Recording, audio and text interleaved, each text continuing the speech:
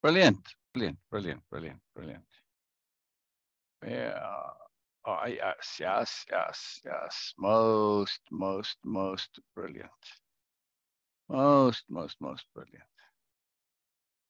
Hello, Grain.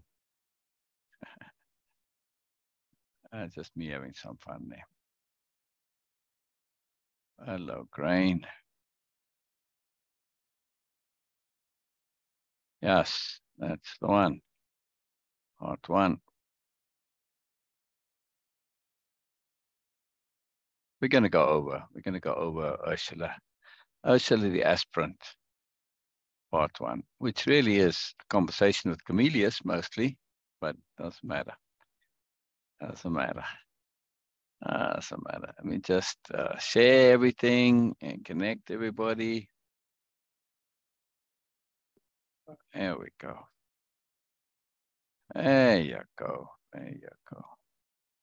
All right. And who else wanted the link? I think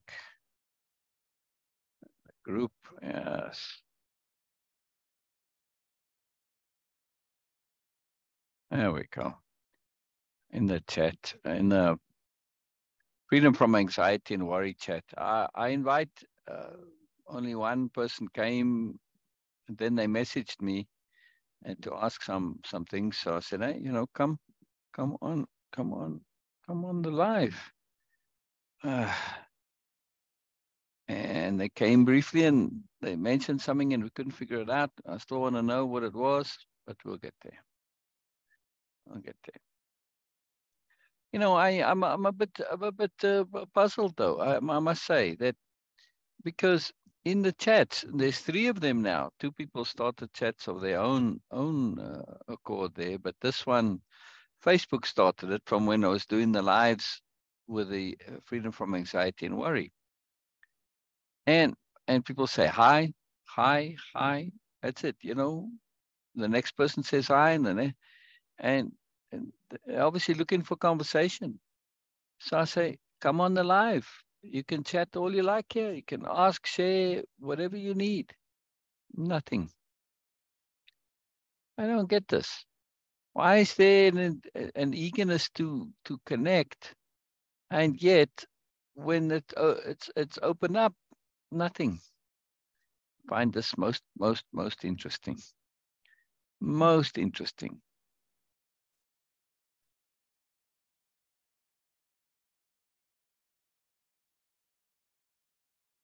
And also in other places, people say, "Oh, I want deep discussions." Well, come, isn't this what we're doing? Having deep discussions? But no.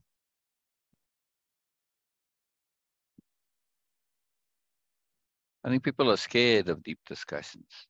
They're so used to a system in the old paradigm, that system of comparison, competition, self-promotion, that when they do have an opportunity to genuinely share, they're so inhibited because they're so scared that when they do share, they're going to be revealed for not being wise and brilliant and fantastic and rulers of the world and whatever, as they sometimes tend to make out they do.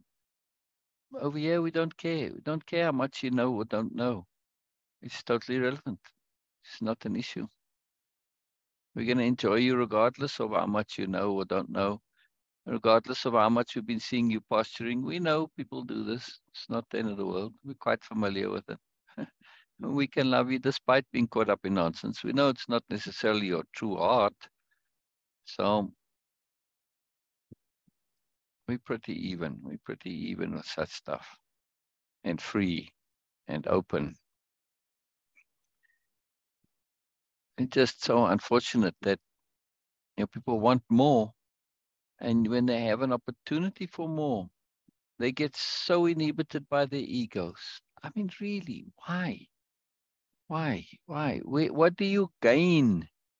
You have this whole world looking at you, a world of moreness and sharing and growth and learning and discussion and friendship and community and communion and collaboration and all the wonderful things.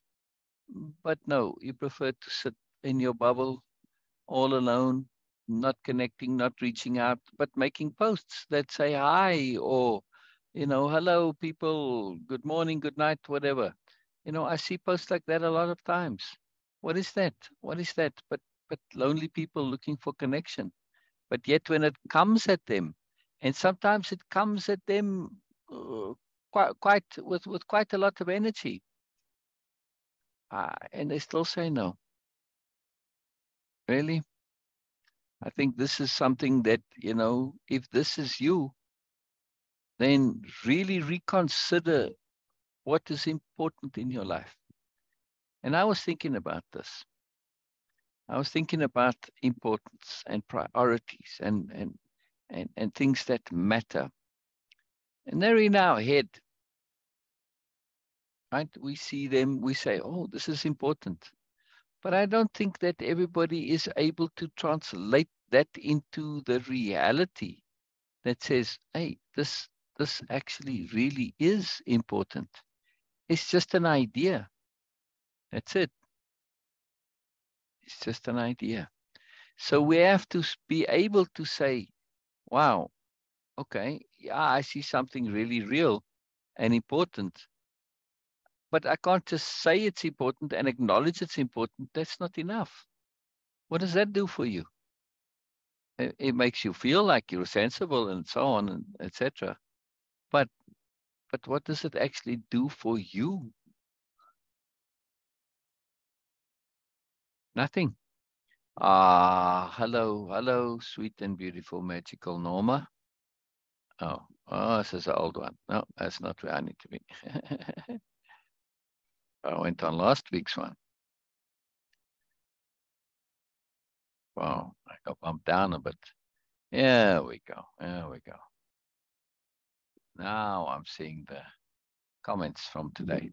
Brilliant. So I was saying that in this connectivity, this understanding, that we can't simply just recognize something in our minds as, oh, hey, it's important that I start learning. It's important that I do something about my life. I really do want to connect and interact, but, my ego inhibits me and, whatever. Well, it's important. See, but if that's just internal stuff in your mind, it's got that in between. And as long as you're in that stage, then you're just going to be treading water. And you're in that little circle, right? I call it the milling circle or mulling circle, right? A dithering circle, really. That's what it is. It's the dithering circle. And you can even watch people physically. They kind of go around in circles a little bit. No, don't be that person. Don't be that person. Understand that if you see something as serious, as important, how do you not act on it? How? How do you not act on this? To me, it's not possible. So if you aren't acting on what you acknowledge as important, then something is wrong. And I do recommend you ask yourself what and why. Why are you not acting on what you acknowledge as important? And make a list of things in your life that's important. Okay, getting groceries. All right, put that on the list. All right, I got groceries. Check. All right. Making more friends, connecting with real people, not just acquaintances, and having Facebook friends, which, yes, we friends and it counts as a friend, but you never chat with each other, you never message, or if you do, you say, hello, how are you? I'm fine. The kids okay? Yeah, the kids are fine. All right, bye. Gotta go. Yeah, people always say, gotta go. Gotta go to where? To do what? What's so important in your life that you don't have time to actually really connect? Yeah? What's so important in your life that you don't have time to actually discuss things that really matter to you? Matters of real consequence, like your awareness, like connecting to your moreness, like developing independence of being, like getting your authenticity together, being impeccable, being authentic, being real. Yeah, living with integrity, not living with a bunch of BS that you keep on putting out. You know you do this, so why are you continuing to do it? Stop. You know it's for real. Is your ego that petty that it wants to control you and it has to have it just its own way? That it's, yes, I can't, I'm going to look foolish, I'm going to look stupid. But yes, what's the benefit of that? What's the benefit of not looking stupid? What do you get out of it? You sit there all by yourself. This is what you get out of it. Loneliness, unconnection, not actually working on your things that really matter to you. Because, well, I should have done it a long time ago. If I start now, then I'm acknowledging that I didn't do it when I should have done it. Well, keep not doing it and you'll never do it. And there you go. Really weigh up the actual benefits, pros and cons. Your ego says, don't do things because you're going to look foolish. But what's the reward for that? Just the status quo, what you have now. Are you happy with what you have now? No, you're not. Yeah? No, you're not. No, you're not. So why? Why do you do it? Why do you do it? Yeah?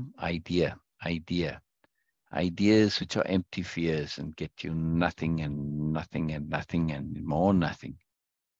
Yeah? Yeah, yeah, yeah, yeah, yeah.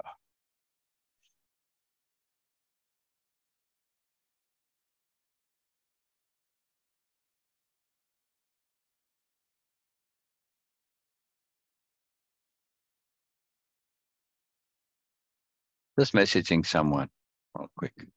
Hoping they come. Hoping they will come. Hoping they will come. It would be a great joy. That would be a great joy. That would be a great, great joy.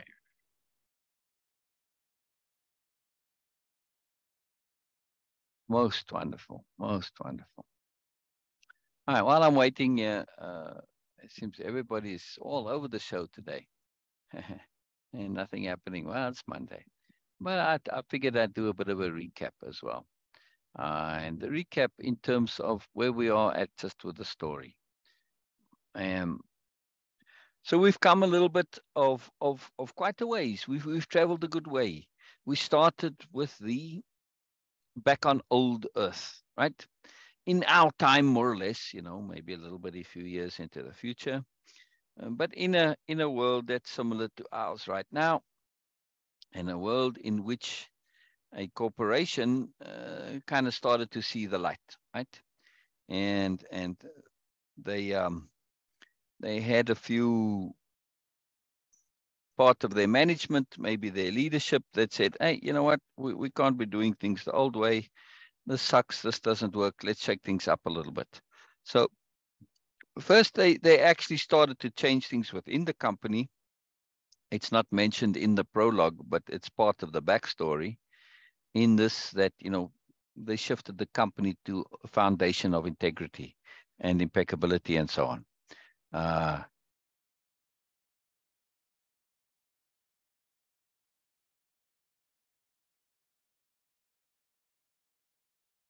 Okay. All right. So anyway, the CEO of this corporation, started to have a better corporation.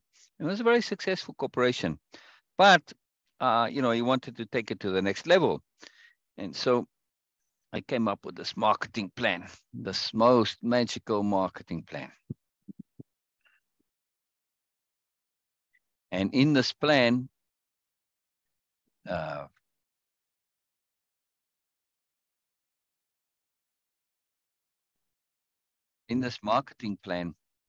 he proposed this idea. He said, "Look, let's start a competition, right? And the competition is that we are going to reward anyone who comes up with anything valuable to contribute to this idea of us seeding the stars, sending our inhabitants out into the stars." Wow. So, he's the people on the his management and on the board and everything. They said, but it's not really possible to do this. He says, yes, I know. That's part of the project. It is. We're going to reward those who contribute to this idea, whether it's real or not. Doesn't matter that we can't do it yet. we are going to say and operate as if it will become possible at some point in the future, right? Regardless of what technology says, science says, doesn't matter. Many things were regarded impossible that are possible today. It's part of the project, right? So we are going to reward research contributions, ideas, thoughts, anything that contributes to getting us out there. And this applies not only technologically, but also in the soft sciences, right? So what would we need psychologically? If you're out there, you're going to start new. Yes, what would we need spiritually, emotionally? Yes, what would we need in terms of habits, abilities, all this type of thing, right? So it's a big project that he started. And then they gave out real money for this, right? And anytime you hand out real money for something like that, where anybody can get to it, you get people jumping on the bandwagon like crazy. Just ask Facebook. They give real money for people making videos. Doesn't matter what it is. If you get a bunch of likes, they give you money. Why are they doing this? Because the people are posting it on Instagram, and so Instagram can compete with TikTok. Yeah. So that's why you see all these nonsense videos of, people catching fish and making machinery and God knows what all, right? Those are people that are doing it. So the more likes they get, the more they get paid by Facebook. Now, when you're getting paid in some other currency, you get paid in dollars. It's a significant amount. It may be trivial. You get paid pennies in dollars, but you get paid real money over there. So anytime there's real money involved, you see people doing it, right? They get involved really quickly. Of course, in the case of the videos, from that point of view, it's like easy money. Yeah, it still work. When it's easy money or not, it still work. So when you're doing research study, this this this executive, he realized that if you provide people an opportunity to contribute and do and be more, look at YouTube, right? YouTube has billions of videos. Why do people mostly do it? Because they can get some financial reward out of it. Yeah. You get lots of likes, you get a popular channel, and you can start, getting paid for advertising on your channel. And there you go. You're actually making money from your channel, right? You can get subscriptions, you can run Patreon, etc. So people come up with all these inventive things and, how to do this and how to do that, and explaining this, explaining that, solving problems. It's fantastic.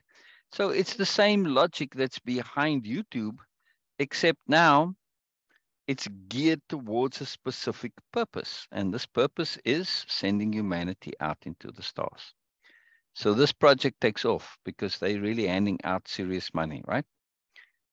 Essentially, they're just paying relatively inexpensively for research. Yeah, I mean, okay, you've got your day job, and you're getting a bonus that it wouldn't be pay you to do it as a job. But hey, it's your hobby, it's your interest, and you're getting a real nice big bonus on top of it, right? So it's cost effective for the company, and it's really nice for the people doing it. Yeah. So it's like YouTubers just suddenly getting a nice check there, right? A couple of $1,000 just for, wow, I was just talking about this, speculating, and I had to do a little bit more and figure it out and be thorough. All right, wow, brilliant.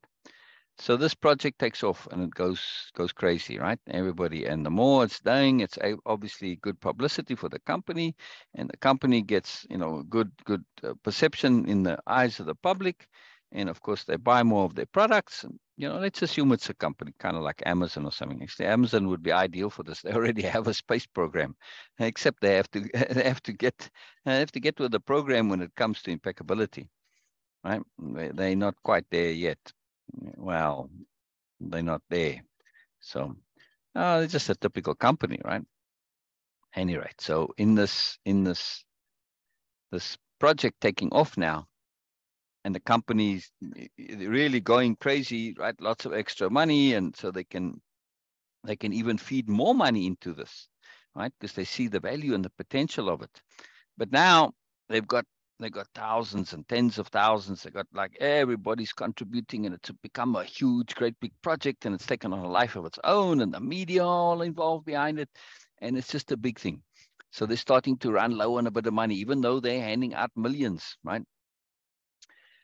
So they say, If you make serious contribution, we are going to reward you with a space on the starships. Doesn't matter that they can't exist just yet. We haven't got an engine to take us out into another galaxy. Doesn't matter, right? But if you think of this, this is a major. It's like getting the Nobel Prize. Okay, you actually get money with a Nobel Prize, but if you just get awarded it, people would like that, just whether you get money or not. Because if you say on your resume, "Oh, Nobel Prize winner," you can write your own ticket for your job, kind of a deal, right? Same thing. If you say, "Oh, Cedar, I was awarded with a place on the Starship," this means you made a significant contribution. Not only that, but in order to get on, regardless of the quality of your contribution, you need to also be somebody who's worthy of going. So that means you have to have good character. Your ideas, you can have wonderful ideas, but you got poor character. Sorry, you can't get on the Starship, right? You may have the most brilliant idea that helps us get out there to the stars, but if you're a criminal, no, sorry, we won't be taking no murderers with us, right? Not going to happen. So this is a big, big, big shift, right? So they start handing out these seats on the Starship. All right, so the project goes crazy and it takes off, and eventually, with all of this focus, and especially this emphasis on making the impossible possible, somebody does invent the great gravity engines, as they come to be called, which allows them to actually go to another galaxy, right? So now the technology is there, it's real, it's everything, right? All too fantastic. And luckily, the inventor of this was somebody inside the corporation that knew the founder of the project, and so they kept it in-house. And all right, it didn't leak out, and the governments didn't get hold of it, and it didn't corrupt everything, and they had all sorts of strategies, all part of the prologue there, to prevent this from happening. So now off they start, they get ready to go to the stars. But in all of this, right, this impossible becoming possible, because lots of other things that were also regarded as impossible become possible. And all of it, they overlook this one idea, right? Because mythology and the old stuff and superstition, all of that sort of falls apart because you're really paying attention now. You're figuring things out. It's like, hey, we can't be primitive anymore. We've got to upgrade a little bit. We've got to get more sophisticated. But no one considers that, all those myths may have been founded on something real, even though they might be grossly exaggerated, doesn't matter. So in the story, it turns out that those old gods are actually real. Yes, they've fallen out of favor and they're having a hard time. And in the story, they get introduced, and we come to understand that these gods they've had these councils, and yes, they used to interfere with humanity all the time, and they caused chaos. But then they sort of got smacked around by the universe for causing all this chaos, and they started to withdraw. But then the universe smacked them around as well to say, hey, no, this is your mandate to manage and look out for the evolution of humanity. So they can't do nothing, and they can't over meddle, so they have to learn to do it appropriately, which means they have to kind of get their act together, right? So they have these councils and they do the best they can. And well, anyway, it turns out they're involved in this project. They're watching this. Oh, humanity is going out into the stars. The noble ideal, which is a big part of this project. It's the core ideology driving all of this. This is a fantastic thing. This is as game-changing as the great gravity engines. However, they say, we need to check this first. We don't want to make sure this actually works because it's never really been tested in communities. So as the starships come to the new galaxy, they mess with the computers, the navigation, and they get all the ships to disperse. And then the last order, instead of all going to one planet, they all go each to their own planet, right? A couple of thousand people on each ship, so it's not insignificant. They can start. The minimum viable number you need to start from a breeding point of view is 144, a gross. Just happens to be. I looked it up. That's the number that I came up with, that I saw that anyway. So a couple of thousand people, more than enough to start with, right?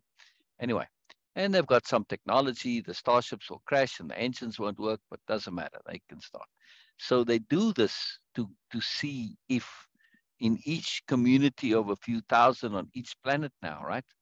Will the noble ideal survive in not not too wonderful conditions. They're not particularly adverse, but they aren't ideal either. I mean, there's challenges and struggles and all of the stuff, but that's the ideal testing ground to see if this noble ideal will work.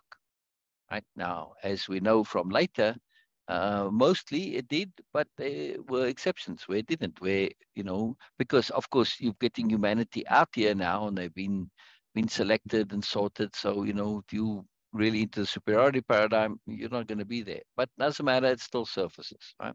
So some planets regress and they go backwards over time, not immediately, but over time. It just takes one narcissist who's a bully and has power and takes over, and then your whole thing falls apart, right? So on some of those planets, they didn't set in procedures to prevent that. They were a little too idealistic, right? Anyway, so now we come at the tail end of this. We don't actually go through the steps of the planets being settled, and that's its own separate series. We just jump to the present, which is we're now in the future, at least the present in the story, which is the future. We end up on Nobelia, where the noble ideal has taken hold, and it's become this entire planet, and this whole community that revolves around the concept of nobleness, nobility, being noble, way of impeccability as its baseline, exploring moreness, etc. Right? And they're observing this to say, ooh, you know what? There's this grand plan that got put into place. It's part of the Council of the Gods series, a kind of feeder series to this. And Jesus and Mercury came up with this plan. And they say, now we're seeing kind of a culmination. Let's observe and see how this plan of yours is culminating, how it's working out. And Biella's like their focus as this representation of this culmination. So the gods become this overview perspective to look at things from a little different angle. And they have a unique perspective because even though they're extremely sophisticated and very sharp and et cetera, but they're also kind of blind in some ways, right? And they have deep habits and attitudes that they have to overcome. They've been working on it, but of course, when you're an immortal, change can be slow because there's no real pressure to do stuff. Oh, I'll do it tomorrow. There are lots of tomorrows, right? So changing deep habits is a particularly difficult issue for them. So we come to them observing what's going on Nobelia. And now we come to Biella. Biella starts the very first chapter. She's just, around, happy, enjoying. She's thrilled to celebrate being on Nobelia. I'm an aspirant. She says, I'm here. She's just thrilled to be in the school of nobility. This is just a magical thing. And even though she's been there a couple of years, she's still appreciating it. So we get to understand a bit of her psychology to say, wow, there's somebody who doesn't take anything for granted. Even though she's been there a number of years, she's still thrilled to be there like it's day one. And then she notices the new arrivals at the spaceport. And she's thinking about other planets and what would she do if she was in a new planet now. She's not a stranger to being in a new planet. We don't know this just yet in the story. It comes out later. But she's traveled all over the agglomeration and the greater community of planets. But she says, what would I need if I woke up on a new planet with my memory gone? What do I need to get going? What would be helpful? Right? And said, and if I had just one concept that starts it, from there it leads to more, and from there to more, one concept. She goes to her friends, little group of friends, aspirants, and she poses this question to them, and they go and they discuss it, they go through it. They try all sorts of different ones. Eventually Nora says, out with it, Biella, out with it, because she knows Biella's got a plan in mind. Biella says, appropriateness. Duh. It's like duh when they think about it, right? Because appropriateness, you automatically have to decide what your goals are, your intents are, your objectives are, right? Motivations are, all of those. And then you also have to decide in what context, which means you have to pay attention around you. Yes. I mean, if you've got a hostile context, then your goals change somewhat, right? If you've got a friendly context, your behavior changes. So different behaviors for the same motivation, different contexts, different behaviors. And so you have to be paying attention to what's going on around you. So this is ideal, right? And you have to decide what you need to do, what you want to do, and all that. So this is a starting point for you getting to wherever you want to go, right? Appropriateness. And it applies in any situation. It's a core concept. If you simply get stuck ever, simply ask yourself what is appropriate. And she makes the point in all contexts, not just the immediate, but the intermediate, the long-term, the infinite context, and context of time, context of your soul, all different contexts, right? So, to take appropriateness every possible way. Very important.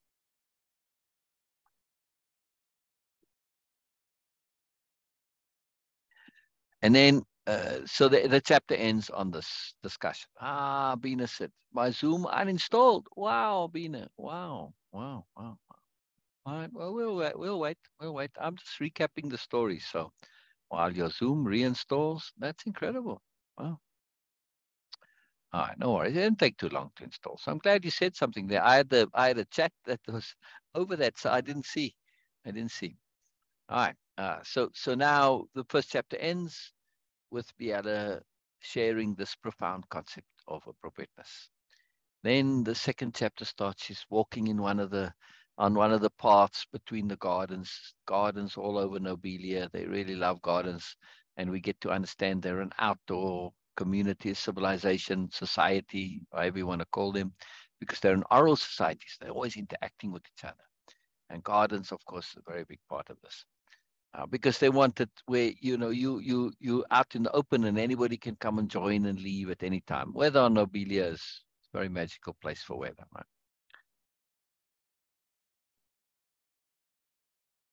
But they have lots of like gazebos, big spaces that are covered if it does rain, for a long period of time. And many indoor spaces that you could go to if you wanted to, but those are kind of for emergency only, right?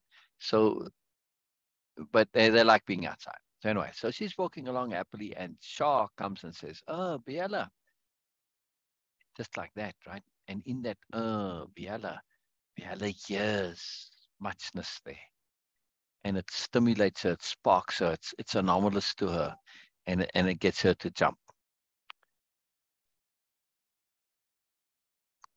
Um, anyway, so in this, she takes a chance, and she kind of presupposes what Shah was going to say, but she knows she's making a wild guess, and she knows it's likely to be inaccurate, but this is part of the plan, right? She's looking to prompt it, stimulate Shah a little bit, but also she understands how anomalies work. And when you get prompted, you act, and then things take on a life of their own, and then magic happens. And this is exactly what happens. And so as this goes along, they end up in the infernal machine, which is a very profound story. You just have to read it, but it's all about decision making. And when you're stuck, how you can resolve stuckness in decision making. So we get to see Biella and one of the aspirants interacting in a very different way. And then the third chapter, Biella now gets tasked with, we're just getting to see Biella doing a sort of usual thing, right, in the first two chapters.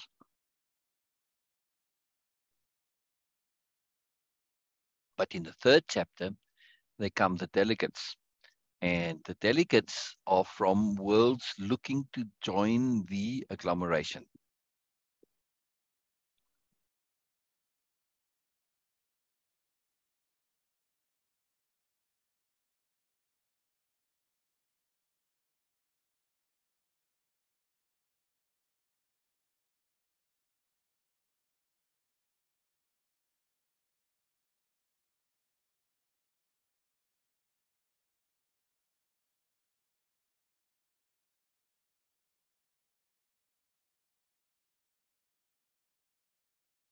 All right, I said to respond to a message real quick. And in the third chapter, she's now been tasked with showing these delegates what it is to be a new noble, to show them, to demonstrate to them, make them, obviously show them around Nobelia too, but really to show them what it is to be a new noble. That's a very particular mandate. So she's waiting to connect, to meet up with all the delegates, and the first delegate there is Ursula. But Ursula's a puzzle for her. And Ursula, she like, man, I like, I can't figure out, Ursula, something's going on here. Something's going on here. I'm coming, Beena, I'm coming. There we go. All right, there we go. Something's going on with Ursula, and she can't figure out what. And she's a bit puzzled because Ursula's obviously very sophisticated, very together, very confident person, very capable, etc. Right? And she likes Ursula a lot, but she can't quite figure out. And eventually she sort of resolves the thing in her mind to say, the question is, does Ursula want more or not? This becomes the resolution of the puzzle. Right? So even though Biella hasn't got the solution, she's got resolution, and she's happy. Now it's just a matter of waiting and paying attention, right? Mm. Which she does, and now she starts interacting with the other delegates as well. And in this, she connects with Camelius, and they start talking. And Camelius says, "Wow, this was a great story you were telling, Ursula," because they came and listened, and they heard all about this, where the new nobility were in a big, major, big conference. And in this conference, hang on, here we go. And in the conference, the conference started to break down because they couldn't agree on a name. So they've had all these treaties, and they had negotiations, how to join and membership and what that involves and blah, blah, right? This is for a grouping of planets, right? A political organization of planets. And there were already some in this, but then now to expand this, but they needed a name. So the thing broke down because there was no name. I'm just doing recap, Beena. Hello, Beena. Hello, hello, hello. Hello, Beena. We're Beena today. There we go, Beena. Beena, the magical Beena. I'm pleased you're here, Beena. Really pleased you're here. It's always a joy. It's always a joy. I'm busy doing recap. So let me just wrap up the recap real quick. Yes, please, continue. And then we'll connect. Yes. Yes. So she's telling the story of essentially how the new nobility were forced by force of circumstance. That's interesting, Beena. The term force of circumstance does not actually come about. It's not mentioned in the chapter, not directly, not as a term from a dictionary of power, right? Force of circumstance with the hyphens and the capitals. But that's it. Force of circumstance forces them to essentially manipulate the conference to adopting the name agglomeration. But then they go afterwards and they go to all the different delegations and they say, look, this is what we did. This is why we did it. We saw it was going nowhere and we didn't want the whole thing to collapse. Well, yes, we're glad you did. And so their honesty and this openness, like really sort of is a surprise to most worlds and most of the delegates, because they just like, wow, who would admit to this, right? But then they open the doors to the schools and there's a whole logic to it. There's a lot of moreness to it. So she's sharing the story, and then this point she says, well, look, we can't manipulate. It just goes against our whole code of ethics. But even though you could look at it as there's such a thing as ethical manipulation or strategical ethics or strategic awareness, and it's a big, long discussion, right? And in this discussion, she gets to show again, right? And then the other delegates, they start to interact a little bit, and there's moreness that's going on. So then we get to a nice discussion about ethics and everything, and Ursula comes in and she's chatting, and Camelius is sharing, and all of a sudden Ursula says, as she's doing, Biella casually mentions, oh, with the new nobility, when she was sharing, and they let these people know there's no race or gender or any restriction, no age. Oh, no age, because all she's seen on Nobelia, all the delegates have seen are young aspirants, with the exception of Biella, but they don't take Biella to be an aspirant. She's an anomaly. She's basically in the role of a new noble, but technically she's still an aspirant. Now it comes a little later. Anyway, so they just see all these young aspirants, and they're like, oh, just sort of assume that, well, young, it's okay, you're an aspirant, you're young. But no, Biella says, no, it's open to anybody of any age. Ursula kind of like, this takes note of this. And then a little later on, she just out of the blue says, I want to be an aspirant. Like, wow. This is a big, big shift, right? I mean, Ursula's like the number 2 person on her planet about to become the leader when she comes back from the conference. If she successfully gets them into the agglomeration, she'll be the next leader of her world, right? And she's got big businesses. She's very wealthy. She's earned awards in sports and this and that. She's a very accomplished person, right? Ursula. So this is a huge deal that she says she wants to become an aspirant. And so that chapter ends, the previous chapter ends on this. But and in this, when they're celebrating, and Biella hugs her and she involves her and gets her to say, wow, you know, that this is great. And she tasks her with being the link between the aspirants, the new nobility, and the delegation. And she's kind of their new noble now. And so she just all sorts of magical awareness, sensibility, sophistication comes out in this, the way Biella responds to Ursula's sharing that she wishes to be an aspirant. And that's where we sort of leave it, and we come to the chapter that we're going to read through now. But the very last thing that Ursula says as they're walking off to go and celebrate in one of the eating halls that are all over the place, they're very communal, the new nobility. And there's a long story how this all works, right? Very sophisticated setup in automation and everything on the planet. So as they're walking, the last thing Ursula says, she says, it's humbling to realize, even though we've had the right of it all our lives, there's a more right out there. And off they go. And the chapter ends, right? Now the chapter starts the next day. Early morning, they're meeting in this garden, and Ursula, in the garden of celebration. Biella goes early because she loves being there early. It's just a special place early because the fountains that are there, this is why I've got a background of the fountain. The fountains are motion activated and they compound the more people are there. So in the morning, it's very subdued with only one. You set off the fountain and just leaps a little bit, right? So she likes this. She likes it. It's a beautiful garden, but she likes it in that pre-stage. And just in the light in the early morning. She just generally likes early morning, not necessarily in that garden. Right? Just loves the morning. Loves greeting the day and greeting the world. So now she comes there. Camillus is already there on his own, and he's talking to himself. Right? And she joins him, but she just takes on his process. She realizes he's kind of in a vibe, in a mode, and she just continues with this third person discussion. And there's a good reason for this, right? Which I'll explain in a little bit. And so now Camillus says, but you know, I didn't quite get this comment from Ursula.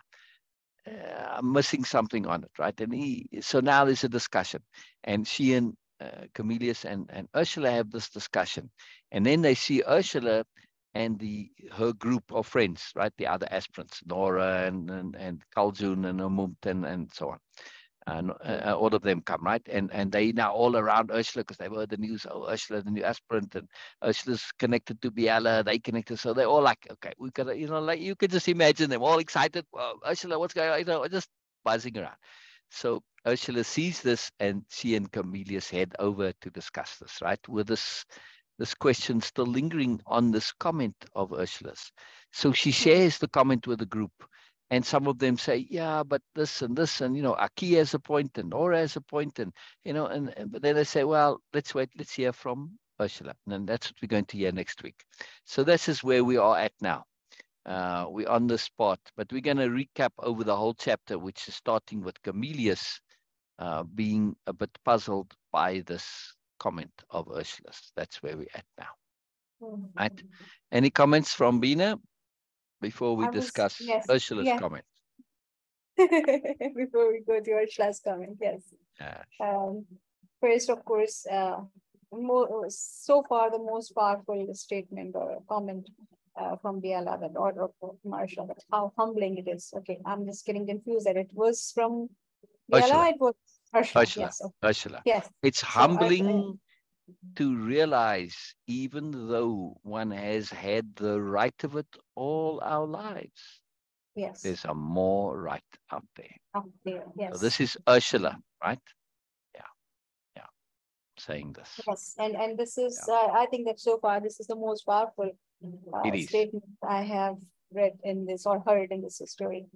Yes. Uh, Yes. the other thing I was thinking that uh, the way they were celebrating, the way they were appreciating and acknowledging uh, Ursula's awareness Yes. and Ursula's initiation of the and Yes. acceptance and receptivity and moreness and everything. That's It, the key. That's yes. the key. That's the key. Keep going. Keep going. Keep going. Yes. So the way they were appreciating and emphasizing on from almost every possible aspect of this, like, okay, like your receptivity, the way she has that moreness and her awareness. And so in much in detail and acknowledgement of all Yeah. these things. I was thinking that that we get involved into the idea was actually celebration itself was not a big wrong idea.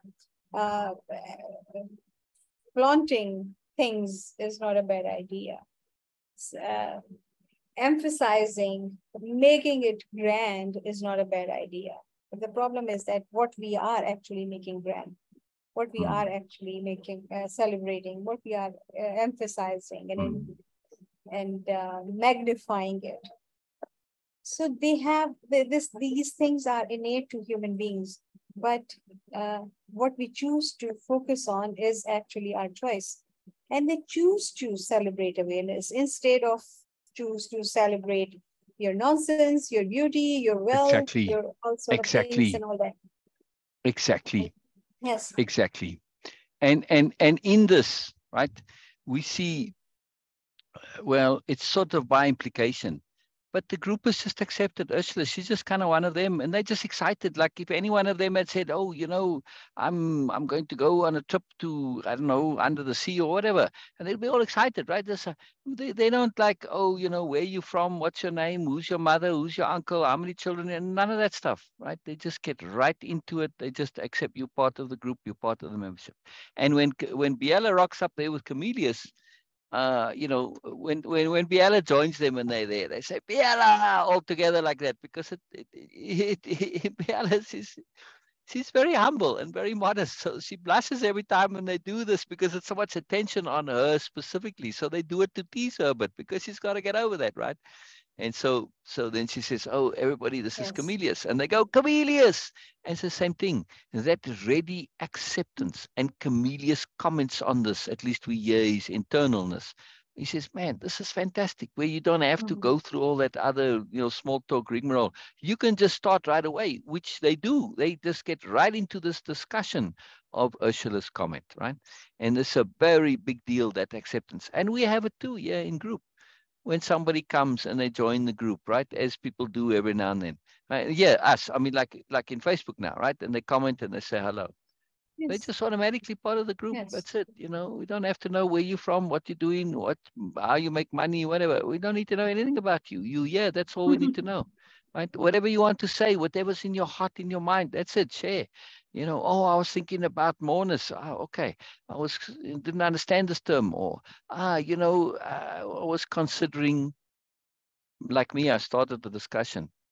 And what was on my mind was the how we acknowledge and understand importance. I mean, real importance mentally, but we don't act on it, right?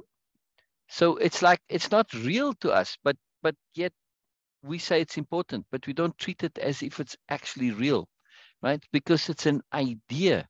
It's not something that's important. Oh, hey, you know what? Like it's got real world sort of pressure.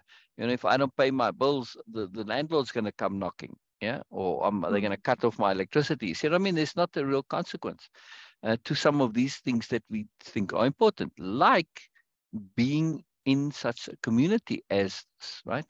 So I was saying, I see in some of the chat groups that are connected to the Sassy group, people say hi, and the next one says hi, and the next one says hi. I mean, literally, it can go 3, 4, 5, 6 in a row, and then nothing, and then the next day, hi again, hi, hi, hi. That's it. That's as far as it goes. My point is, people are reaching out. They're obviously lonely people. That's why they're in the group. But there's no Yeah. discussion, there's no moreness, and I invite them to come to this live regularly. No, Mm-hmm. they don't come. Uh, So internally, it's important to connect, to be in a community, to have a discussion, but you don't want to make that little bit of effort necessary. Why? Right. So this was what at this point was on my mind. I already discussed this. I'm going to go into it all again. But what I'm saying is that when you have a ready acceptance, you can get to the things that you want to talk about. You're going to get to know somebody over time through what they share, how they share. I don't need to know your history to get to know you. Beside which, especially online, if you tell me you're working here, you do this, you got 6 kids and 20 husbands, how do I know it's all true and real? I have no way of knowing this. And it doesn't matter. It's totally irrelevant, right? And you tell, oh, my favorite movie is this, my favorite food is that, my favorite color is this. And I go look it up online and say, oh, well, you know what? You matching this serial killer and that serial killer, you have the exact same favorites. They don't tell me about you, but the things that you discuss, the things that are important to you, the things that matter, the things that you want to know more on, that you want a perspective shift on, that you go into depth on, that tells me that you have an intent to goodness and an intent to moreness. The rest is totally irrelevant, right? Doesn't matter. Yes, So I'm going to share something personal here please, please, because it's a very please. profound point what you are Yeah. discussing, that the Oh, yeah. priorities, that Yeah. what and how we actually develop this priority list in our Yes, mind. yes. And also And yes, how real we regard them. I mean, if you were to write it down, people say, oh, it's important that I make friends, important that I talk about moreness, it's important I learn and grow. But what do they do?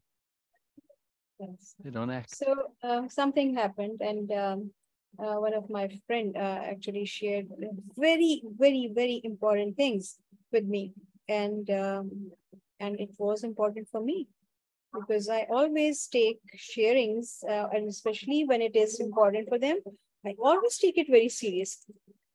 But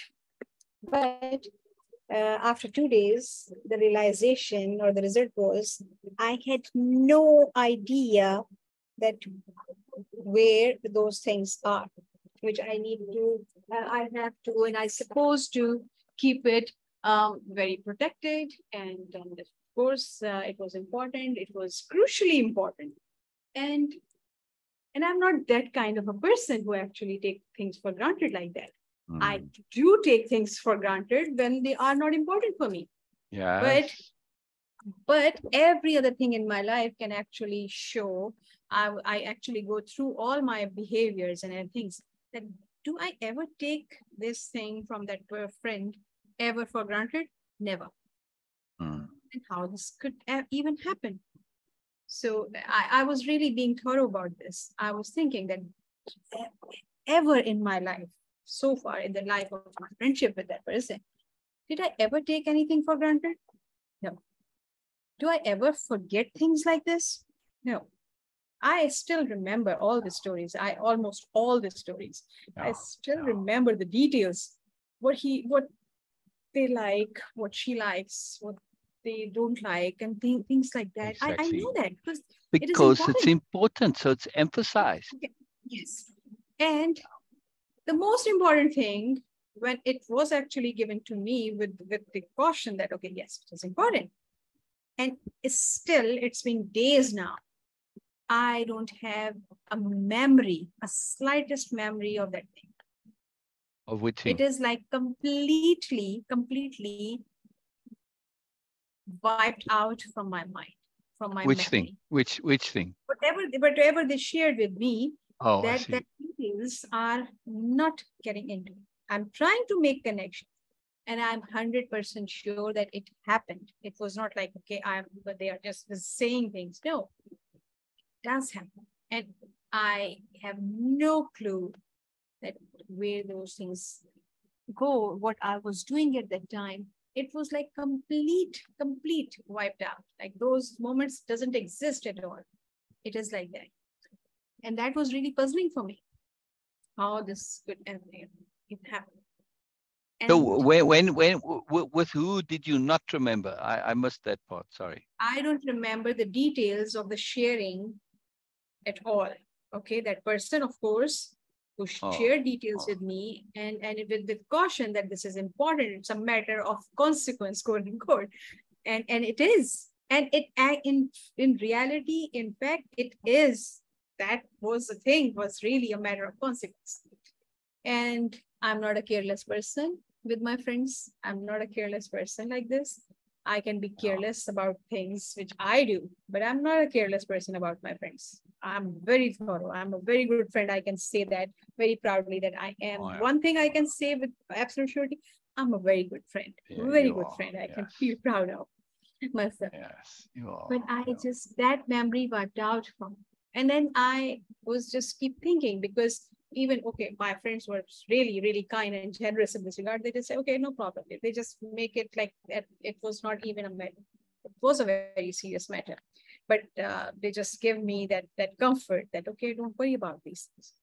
But even when I'm sleeping in the night, sometimes that thing just woke me up that, okay, oh, this could even possible that how could I just miss all those things? I was trying to figure it out. And that priority list was the first most important cue was that it was not on my priority. Okay, so then I go through that and So I, it was on their priority list, but not on yours. yeah, that could be. And I said, okay, if it was not on my priority list, because I'm not very thorough about these things, because I actually am not into um, keeping secrets or hiding things. I can, but I don't want to, because it is Yeah. very energy consuming. Oh, So, it's a and also ridiculous that thing to Mama do. Yeah. actually just create an environment in our house that every cupboard, every drawer has locks, but also the keys are hanging there. Yeah. So it is never anything in our house was being locked. So not because that, okay, we are careless people, but it is like, okay, Nothing was secret. It was it's protected, but not secret. it's protected because, like, okay, I know that, okay, I do have my notebooks in my drawer with the key, of course, hanging outside of it.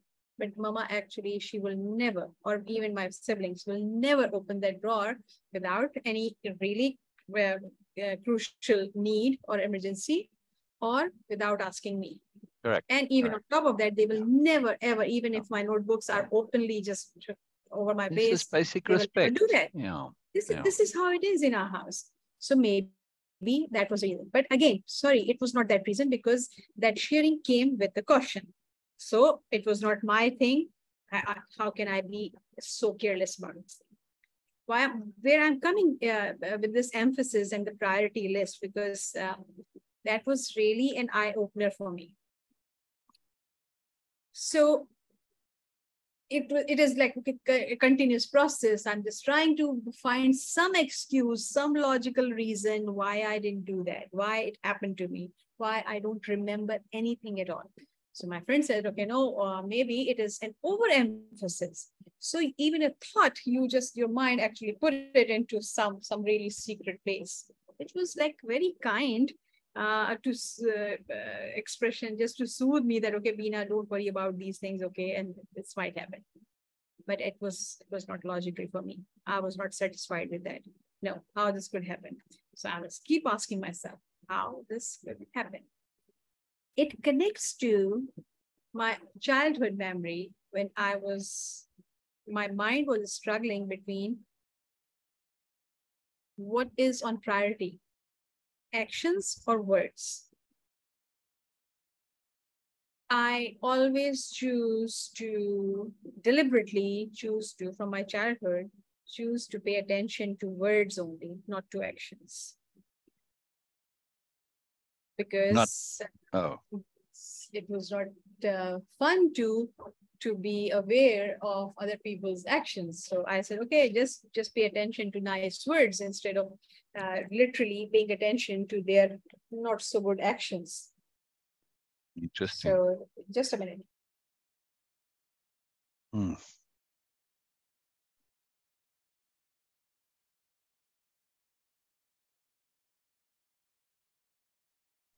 Just my comment here would be that, it's amazing how resolutions that we make as children And I call them resolutions because they really are intense. But at the time, they came into being as a Okay. resolution, right? Yes. How important and life-changing they are. So then of course it connects to all those memories, and I was trying to understand that. Okay, is it because of my priority? So when my friend was just saying that, so even though I was paying attention to words, but my subconscious was saying that, okay, words are fake. It is all about actions. So Yeah. something happened there. It was Yeah. contradictory. Like, okay, yes, I was paying attention to words, but I was actually, my mind was not accepting that, okay, words are just blah, blah, blah, blah, blah, blah. Yeah. Your actual, the crux is always action. So, okay, it is not connected to the my childhood memories I have of those mean people, but somehow it was connected. And then the whole thing about the whole thought process was continuously focused on the priority. And as you were mentioning about that, people are like, okay, they need these things, but they never actually come to this, like, because, oh, it's not on their priority. Because priorities are set by the conscious mind. Exactly. We don't do that. It is not something very, very confusing there, because we do set our priorities consciously. We very seldom allow our subconscious mind to change, to actually set our priorities, because it's painful. It is going to be very kind of like exposing that. That's why we don't do that. And this is where the shadow self concept for me, like, okay, that our shadow self is just our aspect of ourself, which is lacked in a sense of appropriateness. So when people join these type of groups, they know that they need this. But their subconscious actually tell them that, okay, if you go into this literally, truly, and make it your priority, you have to give up yourself. Wow. So just be just focus on the superficial thing that, okay, I have joined this group. I am into this moreness. I am into this awareness and learning and growing to satisfy your conscious mind.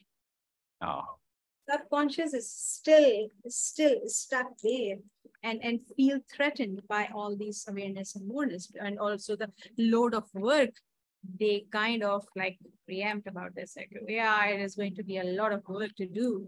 And like Ursula, the way she's just said that, okay, oh, it is very humbling to be aware of that. They, okay, yes, even though I have pride, but there is so much more right out there.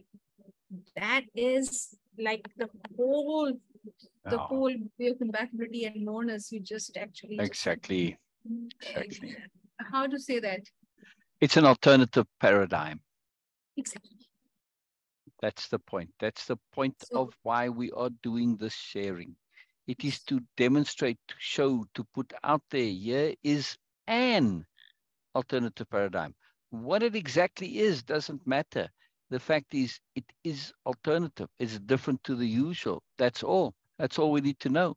Because if one alternative paradigm can exist, then others can. We don't have to only correspond and follow and be influenced and dominated by the prevailing paradigm. What you were sharing about these chats, and also that members of the SASI group, and of course every other group, when people actually join that and they do watch something, they do say here and there, but they don't actually really, when it comes to really doing something and making, just actually, even it is not doing, just being somewhere where they can say, okay, potentially they might get moreness, they avoid that. It is the same struggle of subconscious, because they don't want to put mind, themselves on the right? line. That's why, right? They're so afraid of being judged and coming up short to say, yeah, but if I start to share, then I say something and it just reveals that I'm stupid and ignorant. So what? They don't realize in this paradigm that doesn't matter. We don't care. We're all stupid and ignorant. We don't care. The fact that you're here and you're making an effort to learn, this is going to be celebrated. The fact that you are here knowing you're ignorant, this is cause for celebration. And the point I was making earlier in my comment, I said, what do you benefit from this ego? The ego says, oh, you can't be putting yourself out there. You're going to look stupid. You're going to look foolish. Okay, ego. I hear you. I say, all right, let's assume ego's got some logic to this, right? So ego saying, don't do this because then, there's going to be negative involved and there's a positive that, some benefit to you from not doing this. Yes. What is that benefit from not doing it? What do you actually gain? Nothing. Like coming and joining this discussion. There's the rewards if you join it and you throw your ego aside. Okay, you say, I don't know, I'm ignorant. Fine, okay, you're ignorant. That's why we're here. We're all here. We all feel we're ignorant. We're all learning, right? And you gain discussion, you gain community, you gain interaction, you gain an opportunity to share your stuff, to learn about it, to perspective. The rewards are infinite. Yes, but the ego says, no, you can't do this because you might look stupid. Okay, that's a potential negative. But weigh that up as what is the benefit that not doing? If I follow your logic, ego, what do I gain? Nothing. I have what I had before. I don't gain anything. I just spin my wheels, right? And what amazes me is that people do reach out. They say hi. They say hi. They say hi. They join the group, but that's as far as it goes. What do you actually expect to happen when you join the group? Yeah. When you say hi, what do you think is going to happen? Somebody's going to say, oh, hi. And suddenly they're going to start telling you all about the things that you specifically need to know. You don't have to say anything. You're just going to sit there. Yes, yes, yes. How do they know what's going on inside you in order to make it custom to you? If you're not going to share, how would they know? In other words, you've got this idea, some magic is going to happen to transform your life. And then when it doesn't happen, you're like, well, let me go try another group. And you try another group, another group. Where's the realistic expectation? Yes. On a lighter note, the way you were telling me that, okay, that hi thing, it reminds me of a movie I watched, like, okay, Finding Nemo. It was a movie of a clown. Exactly. Oh, I know the movie. Yeah, it's the same logic. And 6-second awareness. Remember the seagulls were sitting on the fence. I didn't see the movie. Yeah. They were like, you said, my. Oh, interesting. There you go. Yeah. So, but and it was very funny. But what you are saying, Syl, again, it is and it started from very early age.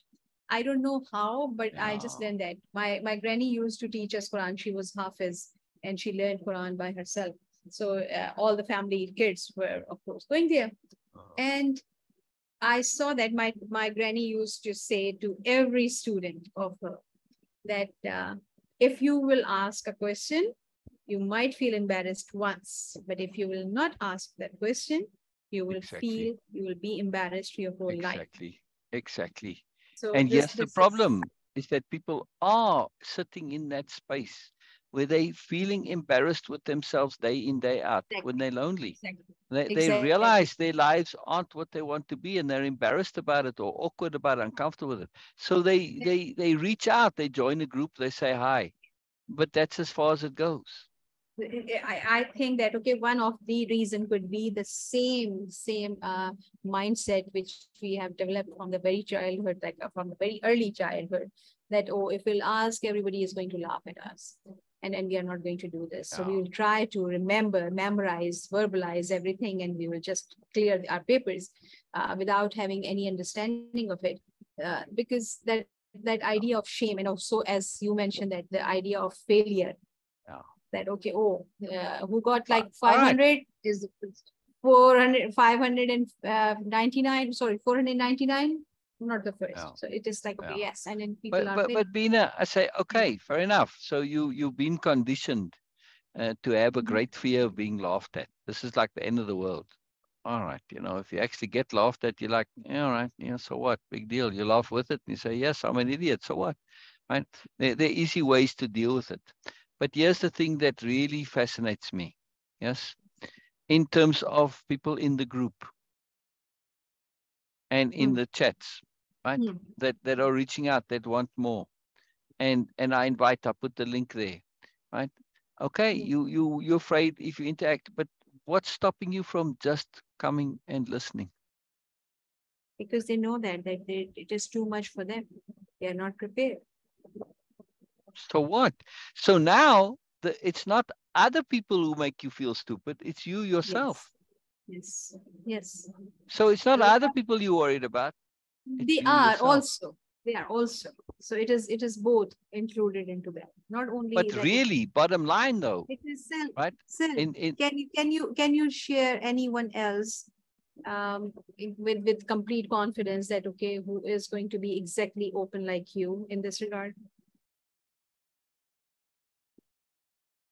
Wow, you, yeah. Yes, that's the problem. It's not very common. It's not even common. Not But very. why not, Beena? Is it People that's are not that open yeah, but to I this. refuse to accept this. Sorry, I refuse to accept that people in general are this.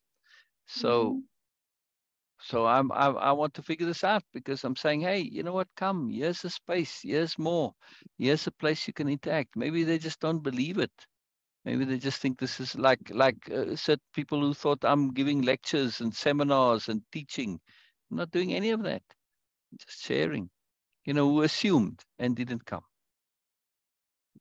Yeah. Yes. So it's the paradigm. You know, at least come and just give it a try, people. Experiment a little bit. Be open. Be open. Maybe they don't even get past that assumption. They just write it off based on the assumption. And that's a serious problem.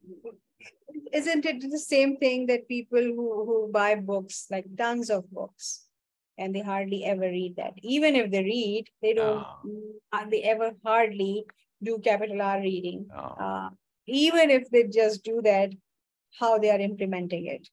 I don't know that, okay, uh, how many people are actually doing this.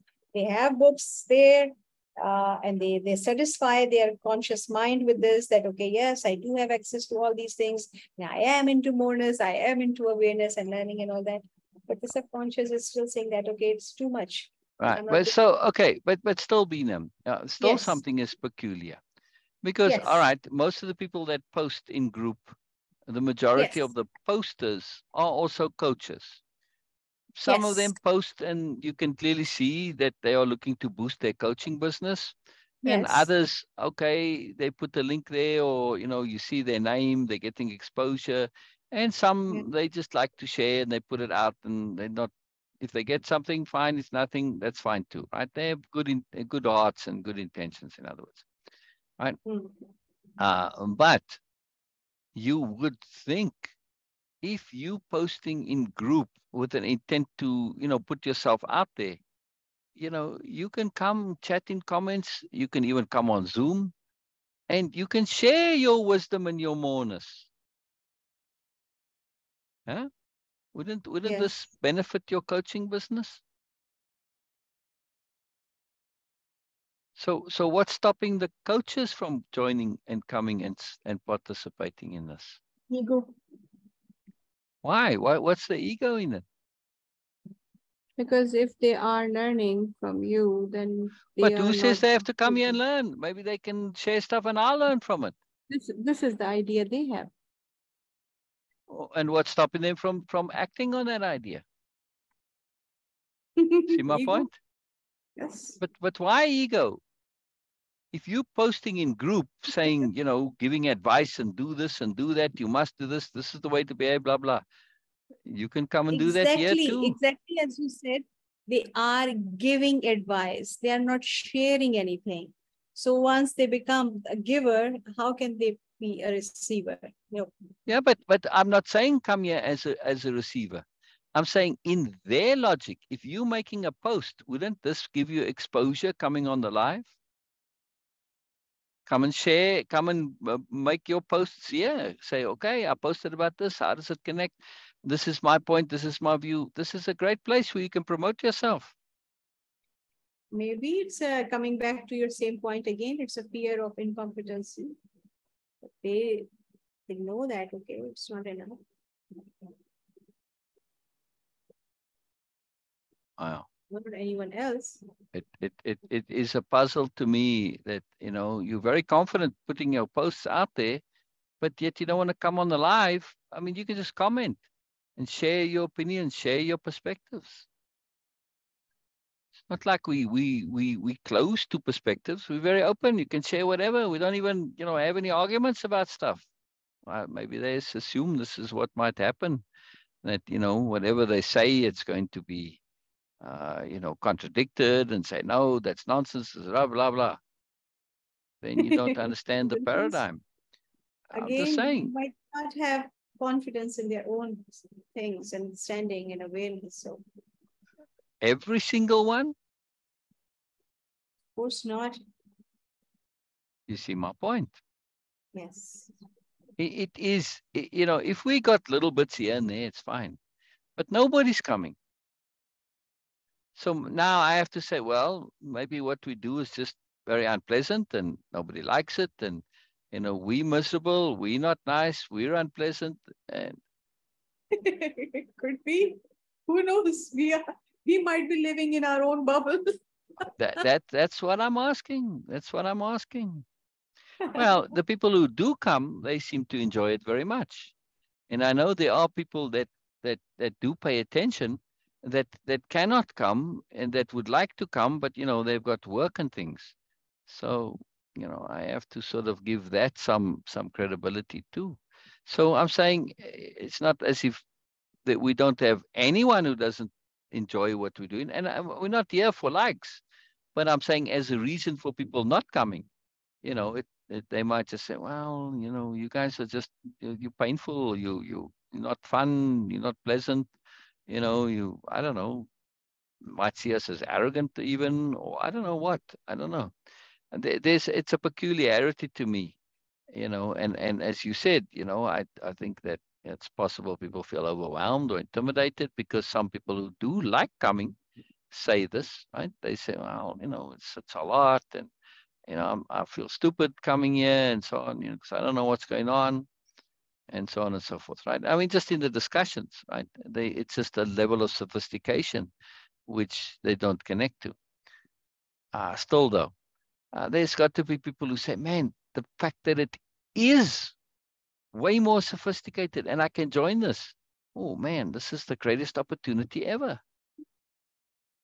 That's how I would react to it. Share your That's how you analogy react to it. again. What like a big fish in a minuscule some pond or something. Like, okay, share your analogy again. Well, somebody posted, I think it was George, said, be a big fish. I said, no, be happy being a tiny fish in a minuscule pond.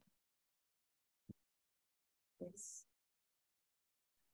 The moment you start this whole big fish idea, it's all about dominance. It's all superiority thing. It's a stress and pressure stuff that you've got to be paying attention to. And you've always got to be, looking out and worrying about where you are and all the stuff. Like, man, it's better things to do with your time, much better things. So much, much better things to do. So, yeah, but I mean, the little fish in a tiny pond, or a tiny fish in a minuscule pond, it's about saying, find your niche. In terms of business, this is very good strategy, right? So if you Yes. now are looking to dominate, don't look to be the big fish in the big pond, because now you're competing with everybody. And nobody wants to be the tiny fish in the minuscule pond. You're still relatively the big fish. But this gives you, you have essentially dominating that particular market. It's called niche marketing. It's not a new idea. Just one that I carried around with me all my life, understanding this. It's about relative appropriateness. But in the context of our paradigm, yeah, we are saying, who cares, man? Who cares? Just to be a fish in a pond where you actually get recognized for being a fish. Yes. And in some of the Yeah. small ponds, there are no predators. Did you ever think of that? Oh, no, I never thought of that. Yeah. You want to go and hang out in the big fish, in the big pond, a lot of predators out there. Oh, I'm in a little pond with a bunch of my friends. No predators. our community, our group here is such a pond. Yeah, it's a predator-free pond. But I'm just puzzled that, Beena, it's not so much that I can understand why people would maybe come and then leave. But how do you not even join, not knowing what's involved? Yes. That's the Yes. mystery to me. Assumptions. Yeah. Intuition. Yeah. Well, Which like in can. the chat group, I said, hey, I'm the founder of the group and the chat. I'm having a life. If you're in my chat and you're in my group, why would you not come to my live? Yeah. Seagulls just saying that mine. In other words, Beena, it's square circle logic, I feel. Yes. You acting on something which cannot really exist. You have this idea, this belief, and that's it. It doesn't go any further than that. Unless they've got some agendas that we don't know, maybe those people that are saying I are just hoping somebody responds to them and then they follow up and then they try and sell them stuff, whatever. Yeah, Oh, okay. could be. I'm just running through all the possibilities because it's peculiar to me. It's odd. Yeah. Yes, it is. I want to understand. That's how I am. This is part of the group. This is Nobelia-Living. We want to understand. We want to know more. Yeah. Few things in life is Yeah. like really interesting Yeah. to explore. On the other hand, Beena, see now when we look at it in a different point, right? I have Yeah. an intent to connect with those who are earnest and serious about learning and growth, right? To whom learning and growth isn't just a thing you do, like, well, you take selfies or whatever other things in your life that you do. Okay, maybe some things are important, like your health, your fitness, your diet, whatever. It doesn't fall in the same category, right? This is not just like a thing, like a fashion thing, right? Learning and growth. Yes. I'm interested in people to whom learning and growth is a matter of necessity. It is the ultimate matter of consequence because it is a matter of consequence, truly, right? So that's who I want to connect with. So maybe the universe is saying, well, so instead of being puzzled by this or, trying to make it happen, just let it be and realize that what is happening is that those who aren't truly serious are being filtered out for you. Those who That's don't have this deep passion for learning and growing, they're not coming. Great. See the reverse. You see what I'm saying, Beena?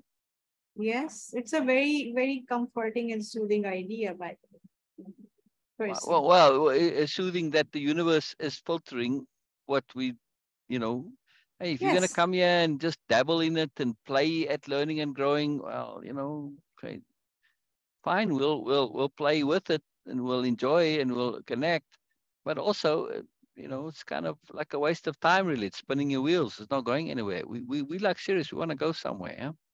So maybe the universe is saying, well, yeah, you get to hang out with those who really are interested, like you, like Syl, right? Like the others who come, right? oh yes, like Janet Norma, and like Norma and Ramsey. Ramsey, etc., right? And it looked like Elizabeth. Elizabeth's very passionate about this, but she can't come, right?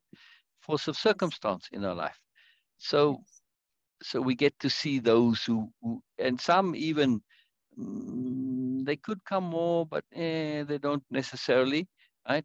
And then to say, hey, you know what? You need to change your life.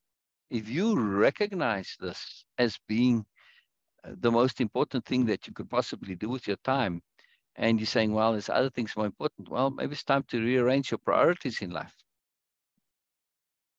Yeah.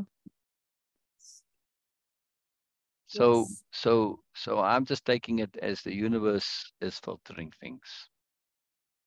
Does that make sense, Beena? absolutely. Absolutely. This is what I was saying there, because few things in life, especially when it comes to human behavior, this is the ultimate moreness, because you Oh, cannot understand things on the basis of your experience and your memories, because every human being and in their every behavior they have is different, and you cannot find sometimes logic. Like, okay, like when people like someone, everybody else is saying that, okay, he or she is like complete BMN or nonsense, or even you guys have no match, but you just fell into this thing. Why? No logical reason, no rationale for that, but it happens. Sometimes people don't like other people. Why? For what? No reason at all, but they do. So human behavior is something like sometimes people oh, I'll tell you just, why they don't sometimes like people. okay, Anyway, keep going. I'll tell you afterwards. Keep going. okay. So like sometimes some people, they do spend their whole life just for one cause. And For what that one cause pause or is? cause Cause, okay? And what with a that C? causes, sometimes it is very noble, sometimes it is valuable, Oh, even not yeah, noble, valuable. But yeah, sometimes it's just nothing, yeah. simply nothing. But they do. And there is no logical reason for that, that why they were doing that. So Yeah. yeah. I just, was thinking about this because it's not a new topic to me. I mean, it's come up a bunch of times before. But what struck me when I was thinking about this during the night Yes. was how we can mentally recognize something as important. It's like a computer says this is important, but Mm-hmm. but if there's not something that actually translates it into feeling it's important, you just say, "Oh yeah, it's important," and then nothing happens, right? So we can acknowledge and understand things to be important, but that doesn't mean that we act on it. Yeah, there's a step in between that has to happen. It makes a whole lot of sense, because it is connected to so many things. Like when people are aware that, okay, these things are not good for their health, Yeah, and they are aware they want right, to do, but right, they don't do it. right, Okay, right. so I So think it can be right, so anything. yeah, so the Just mechanism is Beena. The yes. mechanism is it comes from the superiority paradigm, which is a culture that has been put out by BMNs who are profoundly dishonest people. Yes. And Hmm. most of their lives is all about, BSing, which is about who they are, what they are, making excuses for the fact that they aren't fantastic, blah, blah, blah. Right. And if they are bullying and manipulating and doing all sorts of other things, they also find all this stuff to put out to make it seem acceptable, make it seem okay. Right. So, so just lies, right? Manipulation, lies, dishonesty. Now, in the context of this and dishonesty, yeah. Oh, Norma. I just love you, Norma. All right. Oh, please. Yeah, yeah. Come on the live.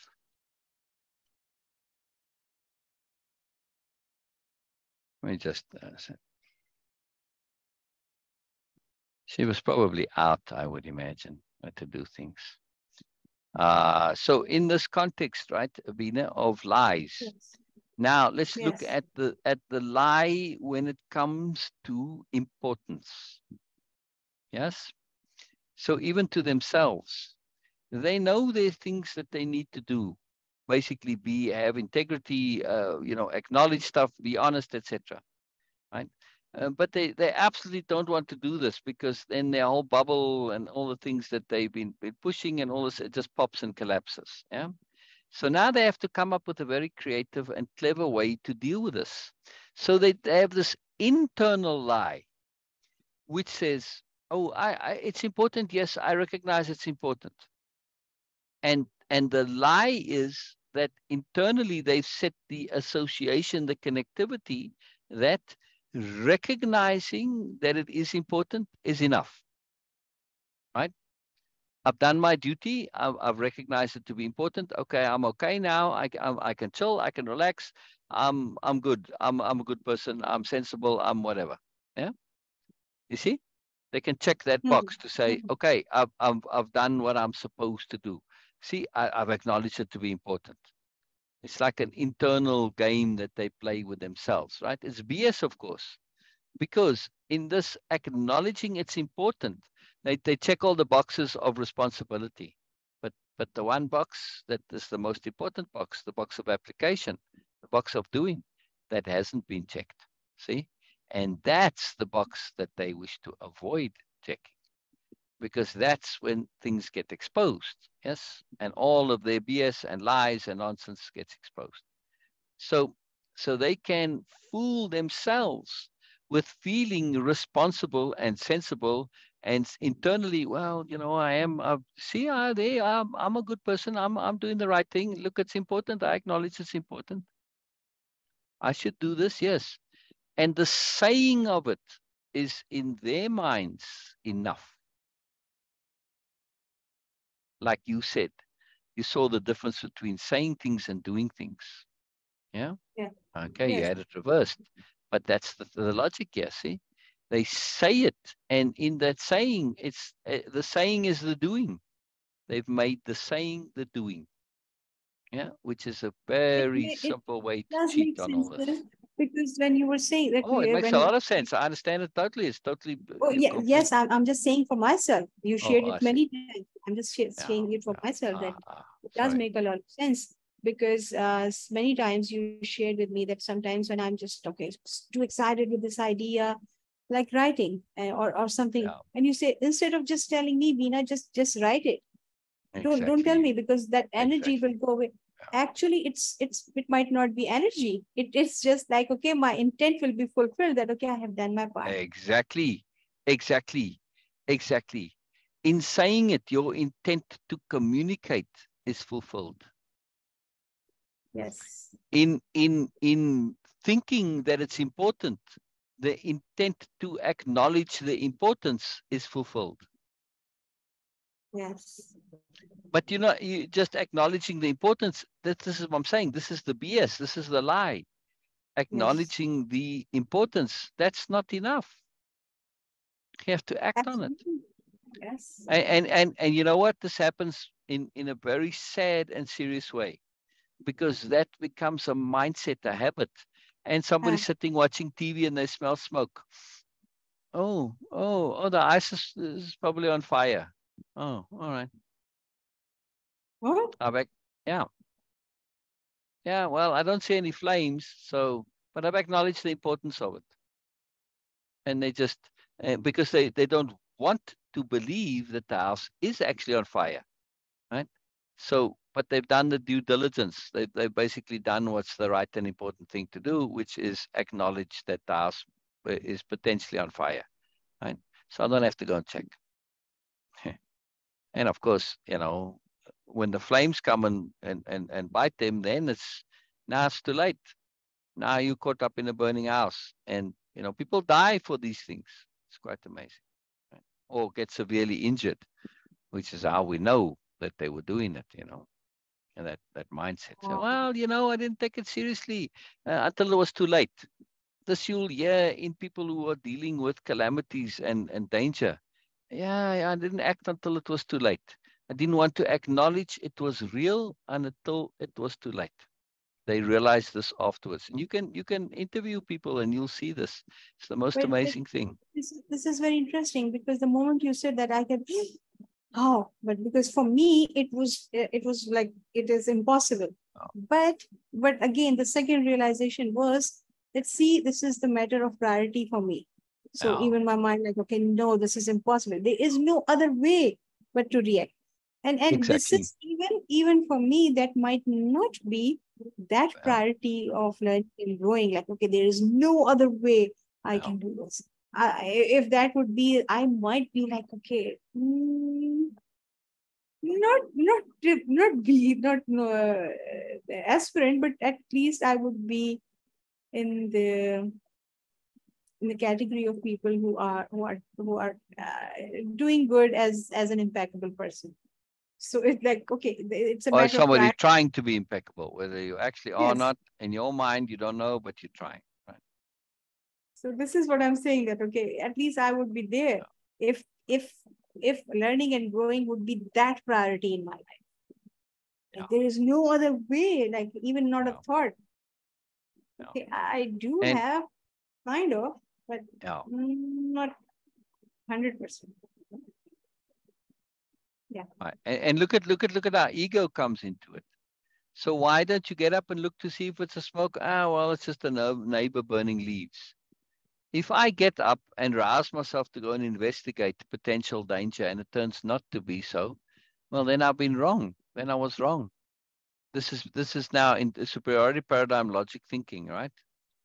And Oh, now they don't want to get up and go and check because well, I did it before and then I turned out to be wrong and I look stupid.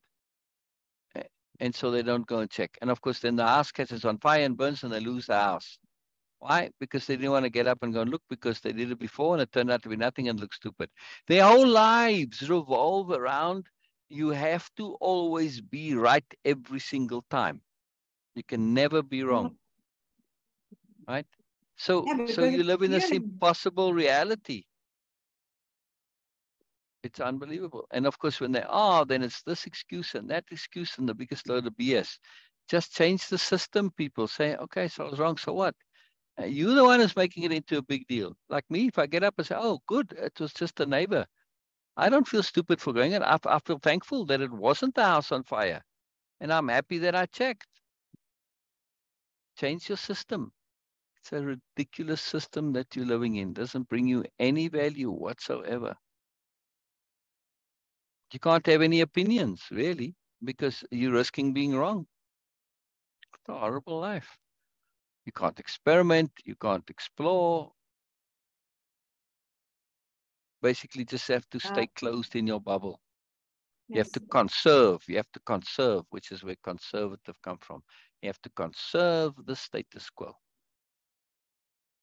You know why this thought was coming back to my mind again and again, and I was sharing with you that Which thought? like my what percentage of my life actually just being involved in maintaining myself, like so, Uh, because whenever it comes to learning and growing, the most um how to say that, the biggest excuse is that okay, it is too much.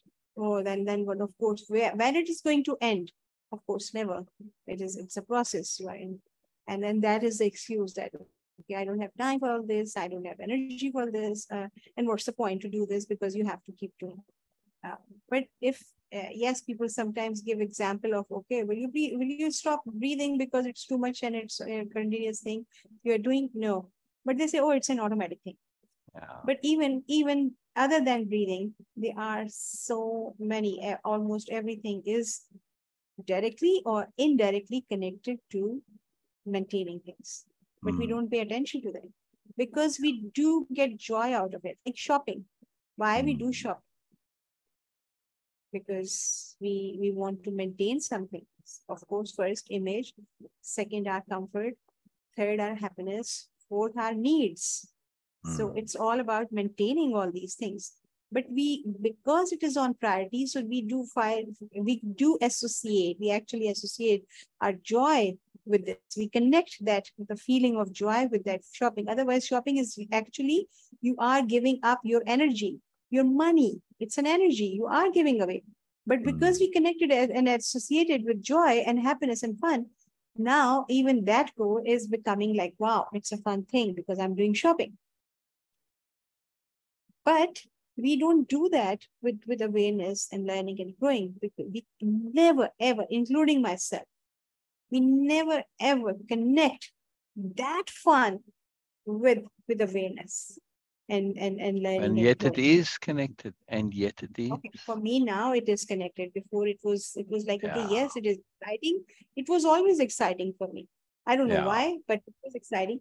But now the fun part is that, okay, every day when you are exploring something, okay, I am not very confident and sure about this, but rarely it is happening now when I found myself that, okay, oh, that idea was not clear in my mind. So I had a completely different or a wrong perception or perspective Mm. on this. I start laughing on this and I feel good about it, which is rare moments, of course, not all the time, but I'm finding my joy into all these things also. And that's why I'm saying that, okay, it was not before, because before it was, though I was keen to learn and I gave up my ego big time into this, like, okay, no, I'm not going to Yes, you did. at least I'm not going to ride over by my ego. Yes, Yeah, it is going to influence me. It was influencing me here and there. And I was like, okay, yeah, no, I also have teeth. I'm going to bite my ego again. Okay. So, but now whenever I feel that, okay, it was not, when I understand and realize, if not immediately, later on, I do laugh about it. And I do find some joyful moments into that, okay, oh yes, okay, Sabina, this is what was happening with you. At the time, you were wrong. You were not getting it right. So the process is not easy. The process is not easy, yeah, but the process can be fun, like we have associated our fun with the shopping. Otherwise, shopping actually is not fun at all. Sorry, it's not yeah, fun. yeah, We just assume it's fun because it is something we want to do. yeah. So it means that, okay, we can always create new association with anything and positive association. Yeah. Try to Thing do is, that. Beena, I'm puzzled by people who are not coming, not because they are like, really keen on learning and growing, but simply those who are looking for community, for connection, looking for friends, looking to have conversations, never mind deep conversations. Just those people who are lonely and looking for connection. Here's a place that you can get it. No obligations. Just They come and might, hang out. Say hi. might, You don't have to do anything. they might don't like us. They want That's us. that's very possible. That's very possible.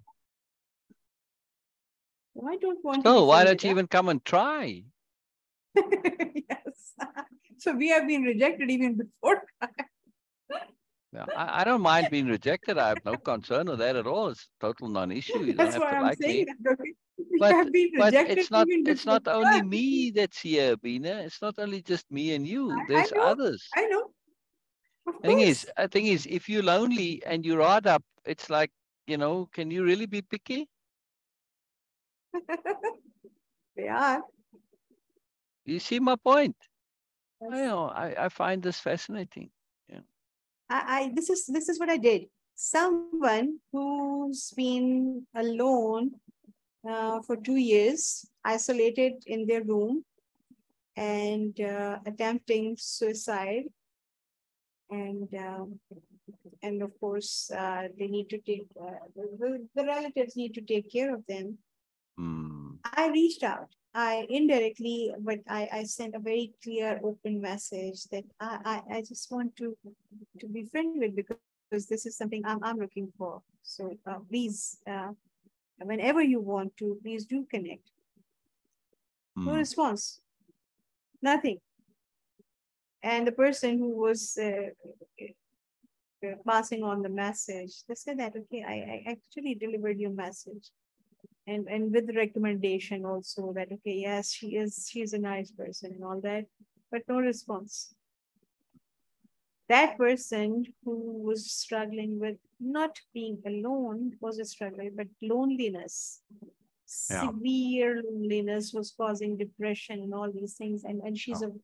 she is a very skilled and very talented, beautiful woman. Everything is so nice about it. No one can imagine that, okay, this is okay, no, at least or not on Yeah. surface, that okay, this is going on. But this is what is happening. And I extend and I ask him and I asked thrice, but no response. The person who is in between feeling a bit like embarrassed that, okay, I did, but okay, I'm not getting any response, so you can just leave it. I cannot leave it like this. Till at least I get a direct no for some reason, or at least some sort of connectivity, because I know that that person has been attempting suicide because of loneliness. Yeah, And this is not easy for me to give up like this. So yeah, I'm trying. yeah, I'm still trying. But I'm not sure that I'm going to be successful into that. But I cannot give up, because then my conscience will not be clear. yeah, yeah. I will keep trying till my conscience will clear. Conscience, yeah, Will be clear. yeah.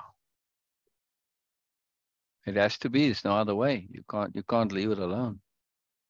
Yes. Even though I'm not getting anything.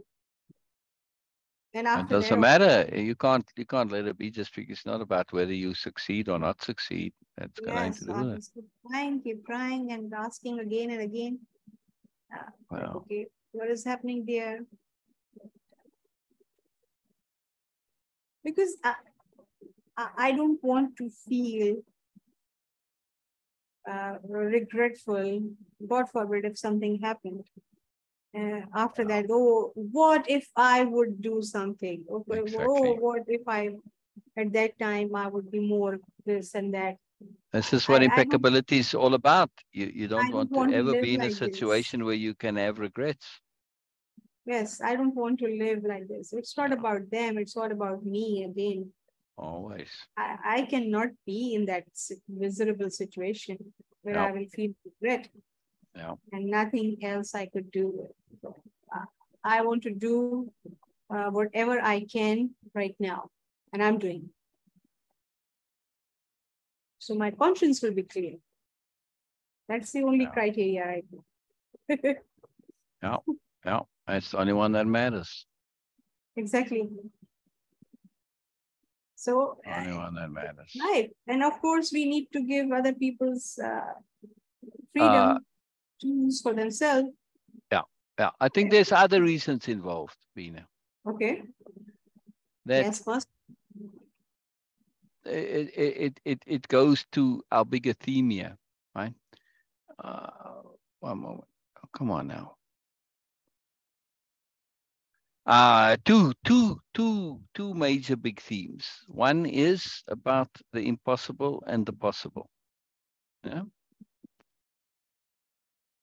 Okay. I think that what we offering here, not in the concepts, not in the philosophy, the dictionary of power, conceptions, none of that. Just in the community. Yes, just this opportunity to be and share, etc. Yeah. This, what we offer, is so impossible for some to imagine that we are actually extending a community friendship. Yes. That's reason number one. The I other don't want to reason is the acknowledge this, but story. this might be. Right. I'm just saying, right? So it's too preposterous to. So there must be some catch. If it's too good to be true, then it isn't. Sometimes it is, Yes. right? Sometimes it is. If it's too good to be true, generally it's not, but not always. Sometimes it is more good than you think is true. Yeah. And so this preposterousness that, yes, it is preposterous what we're offering. Ridiculously preposterous. It's a big deal. Yeah. Yeah. Yeah.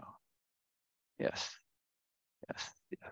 So that's the one reason. The other reason is the difference, like I was saying earlier, acting. Yes.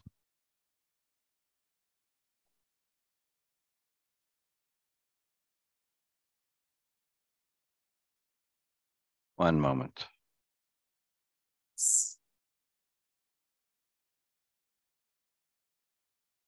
But you know what? This aspect really makes me sad. Oh yeah. Oh, it's Yes, very sad. that this is beyond the understanding or awareness that this can be true. Yeah. This makes me really feel sad about this. Yeah. Yeah. Yeah. Because once when I I was, okay, when I got this opportunity first time, I was super, super excited with the idea, but that Exactly. was not a single thought in my Yeah. mind. It was Yeah. impossible. Yeah. But No. you know, if you'd shared this with others, they would have said, "Come on, Beena, don't be stupid. You saw a story in a book, and now you want this for you." And like, really, come Yes, on, don't be childish, yes, right? If yes, you'd shared it, or yes. if you had, but you might not even have shared it. You might just have had that virus in your brain. Yeah, you didn't, luckily. So this is what I'm saying, though. I think that it's it's what we are offering is so much more than is possible. You know, like, yes, the creator of the group, the founder of the group, the founder of this Moreness project, whatever it is, and he's inviting me to come and be his friend. Who am I? I'm nobody. I am inviting you to be my friend. I don't care who you are. You're a person. So it's a lack of self-trust, Yeah. or it's a lack of trust Oh, in oh, general. oh, wait. Norma says that she's been sharing in saying hello there. Oh, Norma, I had a message covering you. Oh, my goodness. Oh, look, Beena, we're ignoring Norma completely. Oh. Ah, Norma, you're so beautiful Sorry, and Norma. wonderful. I'm not talking about you, Norma. You're a wonderful, magical person. And, you know, everybody's wonderful. But I wasn't talking about you. Sorry, late. Yes, I've been a sorry late. I was so involved in the conversation, and I had a chat window open. You know, they You pop both open of were their like, own okay, accord, now and we are it was covering all your two of us. comments. Yeah. Yes. And We I was are into just this we discussion. were just a trifle sad. Yes. Yeah. I'm a Wow. little small person, but yeah. And you see now take uh, Norma. I was talking about people who want community, who want connection. You know, sometimes they even say in the welcome post, they say, "Oh, I'm glad to be here. I want friends." You know, and in the chat groups, they say, "Hi." They're lonely people, and I invite them here, and they don't come. This is what's making us sad. You come, Norma. You come. You are here. You are our personal friends. You know, you and I, we chat a lot. Yes, and I love Different. you, It's and you are magical, right? So, I mean, you're more than just like an internet friend, right? So, but still, my point is, Norma, that you acted on this, right? You connected with me. You went further, and this is the point that I've been discussing, right? That people they want, and they don't act on it. Like you acted on it. So I'm sorry we missed your comments there. Oh, yeah, somebody else who's a comment here. Vidya. Hi, Sebastian. Today I we saw are so notification. sorry. I We are wasn't so aware. sorry. Can you help me understand what subjects you take class on? Ah, see, this is brilliant. Okay. So Vidya, I'm going to come back to you in a second, and so is Norma. Another person is here too. Sorry, Norma, we were so going and involved. We just got into our own bubble. Thank you for. See, Norma says, "Syl in all caps, Beena in all caps." I know you're not Oh, I'm lonely. so sorry, Norma. So Oh, sorry. Norma, That sorry. was, I Sorry would too. really, It was I apologize. completely unintentional, Norma. We just assumed nobody's here and nobody's coming, and it's Yes. our bad, you know. We. All And right. and So I was Norma, just Norma, trying to Norma. sort out my thoughts. And I was Yeah, just keep hearing and keep hearing with Syl yeah, without like having yeah, this understanding that one yeah, can be yeah. here. I'm so So sorry. let's And just make thank you this for very clear that Norma, we this. love you dearly. Yes, you are very Oh, special, yes. right? Oh, I mean, to yes. me, Yes. I Yes. won't speak for Beena, you know, but you Yes. are truly Absolutely. special to me, and you live in my heart, Norma. I mean, we have a different relationship, and we have our personal, private relationship, but still, just want to say it Yeah. out here. I really love you, Norma. So I'm sorry to ignore you. I feel terrible, you know. I mean, this, but anyway, It was not we weren't intentional at ignoring. all. It was just accidental. All right. So stuff happens. All right. So Vidya, are you still here, Vidya? Let me know. Let me know. Otherwise, I'm not. No, I don't want to make the whole long explanation if you're not here, because there's a lot to explain. You know, your question assumes some things, but this is not a class really. I know it's in the guide, and the guide is set up that way, but I just use the guide as like a category, just as a way to sort things, right? So what we are doing here I am sharing a big program that I have and I run. But the program part of it is bonus. If anybody wants to do, they can do, but this is bonus. The key to what I'm doing here and what's important is I'm sharing, and I'm sharing a space that is a different type of a space for interaction. So like a class or a subject, that's usual. Yeah, we are simply sharing, discussing, getting into more, perspective shifting, doing capital R reading, which is going in detail, in depth in something, looking at the implications, look at the consequences, look at the meaning of it, and connecting it to moreness. So it's just different. What we are doing here is simply different, and this is the point and the purpose of it, right? Different, different, different, different. So is to illustrate that there can be different ways of interacting and being, and different communities, different groups to the usual group. Yeah. And that's why with Beena and I, why we got so involved in our thing here, because we're not doing this for the purpose of getting likes or followers or anything like this, or business or anything like this. No, we're just sharing. So if somebody's here or not, it doesn't matter to us. And for the first hour and a half, more or less, nobody was here. So um, so we just took this for granted that nobody's coming, right? But then Norma came, and then you came. So it's a good lesson for us to not assume stuff. So I want I to love share you, love you, something. I love you, want to love add you, love you. something. Yeah, yeah, yeah, yeah, yeah, yeah, Yes, yeah. and I want to say to Vidya, especially Vidya, I'm going to put the timestamp also. So please do check. This is not a class, but this is also a class. And what we are actually share, of course, I'm just including myself very generously here. But what Syl actually is sharing here is learning how to learn anything in this world. Yes. This is what we are sharing. This is if you want to call it a Yeah. class, the class is about Yeah. learning how to learn anything, any possible thing, whatever you can imagine. If you know how to learn, you can learn anything and everything. This is what we are sharing here. So I just want to add this. If you want to call it a class, no problem. You can call it. Yeah. Yeah. I mean, this is just sharing moreness and sharing awareness, sharing understanding, sharing discernment. Yes, you can take it as a class, but it's not a typical class, because it's not teaching, and you'll never find us teaching, because teaching is me saying, I know what you should know. Yeah, yeah, yeah, yeah. Oh, all right, Norma, I'm keen to hear. I'm keen. No, no, okay, I'm keen. I'm keen to hear. Yes, stuff happens in life. Stuff happens in life. You're right, Norma. I keep telling you sometimes, I say, no, please, Norma, don't say sorry. And now I'm the one who's saying sorry. But yeah, it was accidental. It wasn't meant to be. So wonderful, Norma. I'm looking forward to hearing more about it. It's Monday. It is Monday. It is Monday.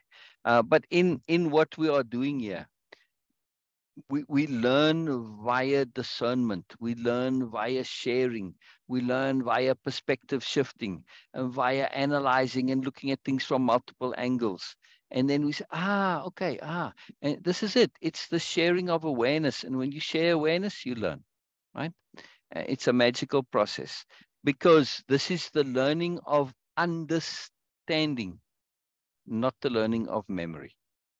Our pretty much anywhere you go in the world, this is what learning is associated with: memory, memorization.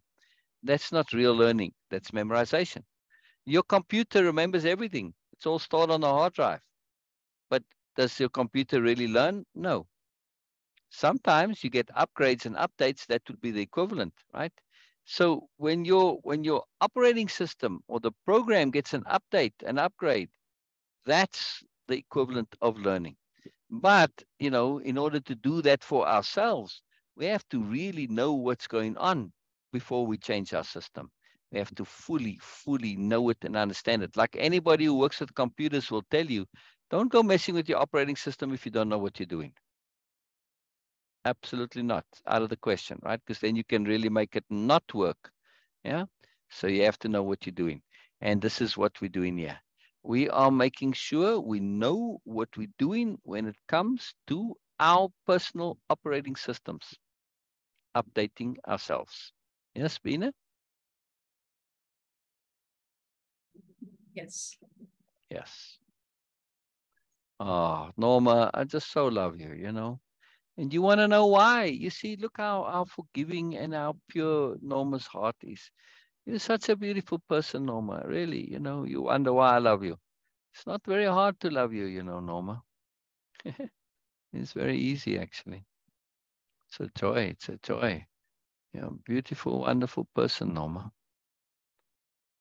Very simple. That's all there is to it. You know, this, and that's what we're discussing here, Vidya, is this typical conceptions, understandings, beliefs. In the superiority paradigm, that's what I call the prevailing system of the world. We could call it our default culture. In our default culture, you are loved because you have certain qualities. You're beautiful, you're intelligent, you're rich, blah, blah. What a ridiculous idea.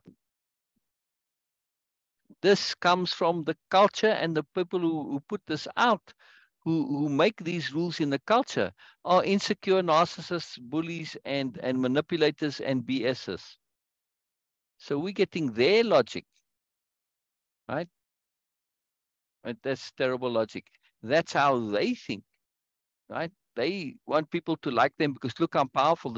Makes me likable. Look, I'm all beautiful. This makes me likable. No, it doesn't. Just because you're wealthy and beautiful and powerful doesn't make you likable. You're still a horrible manipulating BMN. No, you're a liar. No, doesn't make you lovable, right? You're trying to cheat the system. It's not going to work. Yeah. So when we understand the things that make us lovable are just being a nice, good person with an intent to goodness. That's all that's required. That's it. No more, no less. You know, when you really love somebody, you don't care what they look like. You don't care how wealthy they are. You don't care how powerful they are. You love them.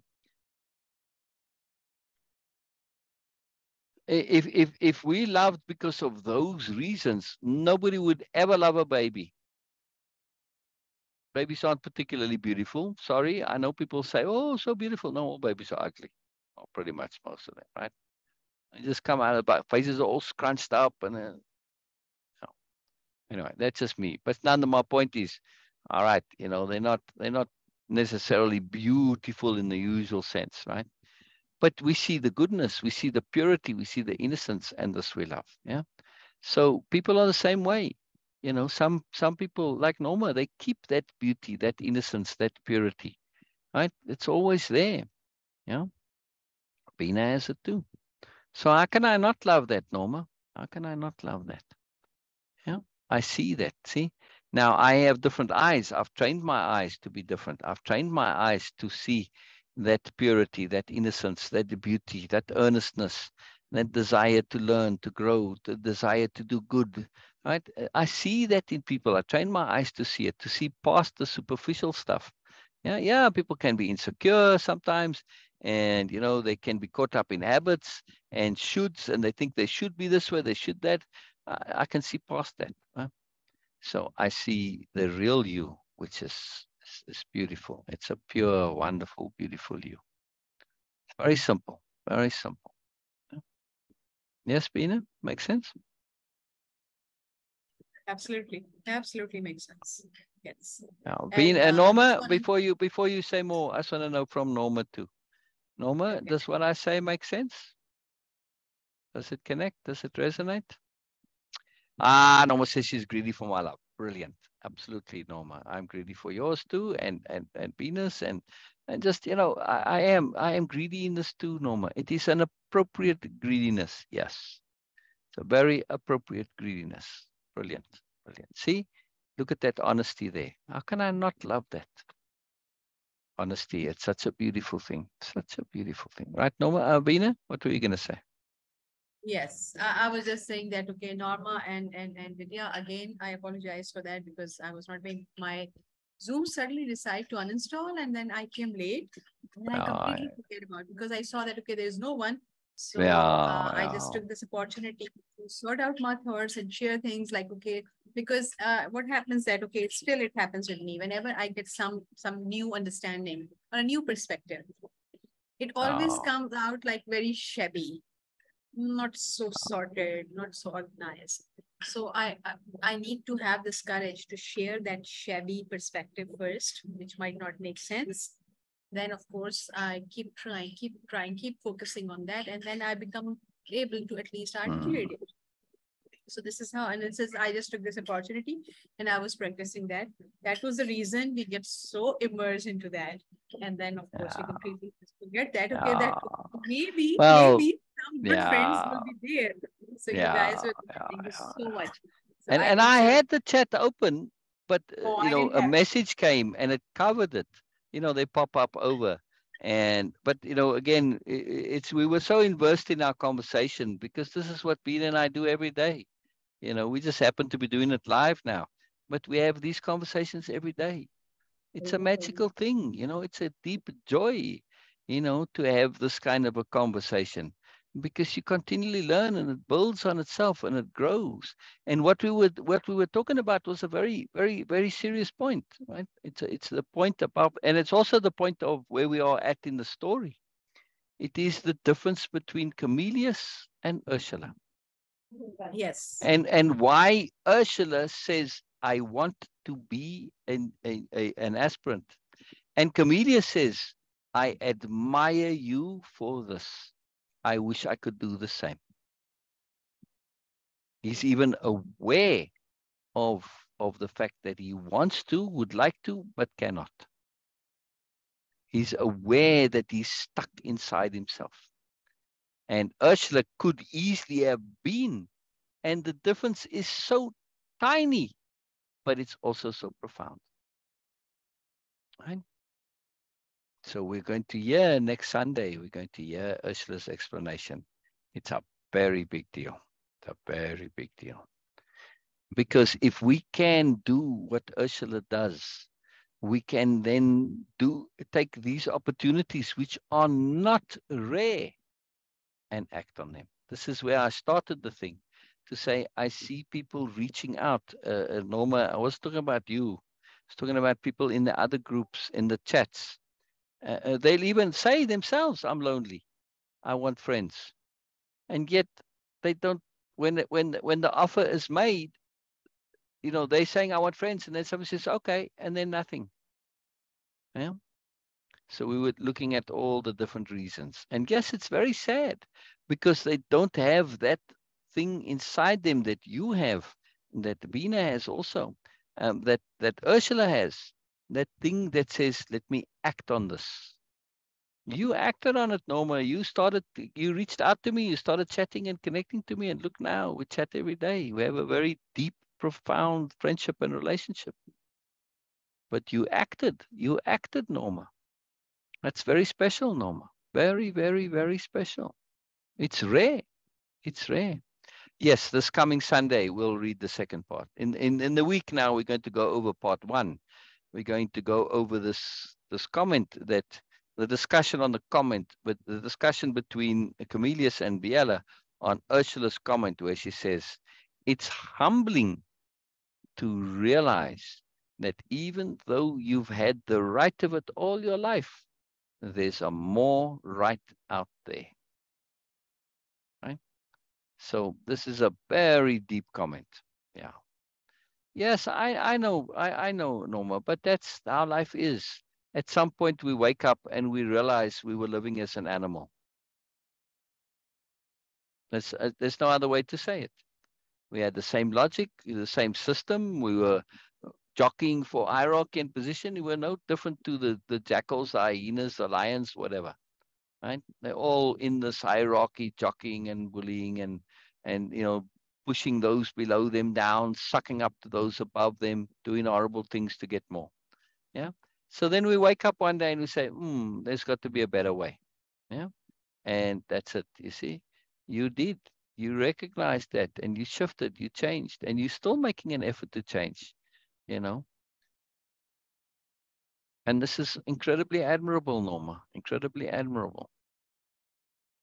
So it's a big deal. It's a very big deal.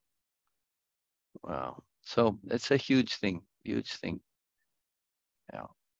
You're doing that which is not common, is what I'm trying to say. You say, well, I'm just a little nobody, I'm an ordinary person. That is true, Norma. But also, as an ordinary person, this does not mean you cannot do something extraordinary. That's where the word comes from, extraordinary. It's outside the ordinary, but it's done by the ordinary. Otherwise, it just would be something else. You have to call it something else, right? So extraordinary is there. And you did something extraordinary. Same with Beena. Right, Beena? Yes. You didn't let your ordinariness stop you. And this is why I feel people don't come and join in this, because they are concerned they are too ordinary. We're all of us ordinary. Doesn't matter what you hear from us.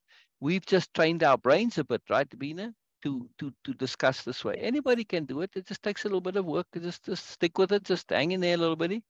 It's like reading Yes. Shakespeare. You start reading Shakespeare and it's like I got no clue. And then after a while, you start understanding it, right?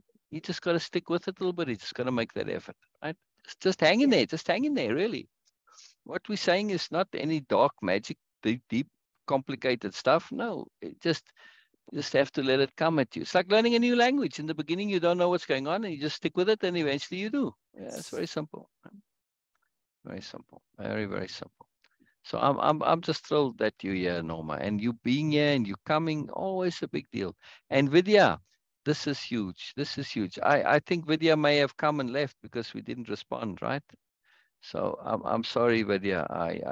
Anyway, so I'm going to respond to Vidya, in a comment there, in a comment. She can look it up. Content no longer available. Oh, I can't respond to it. She must have removed the comment then. Yeah, I can't even like on it or love on it. Oh, I'll message her. I'll message her afterwards. Yeah.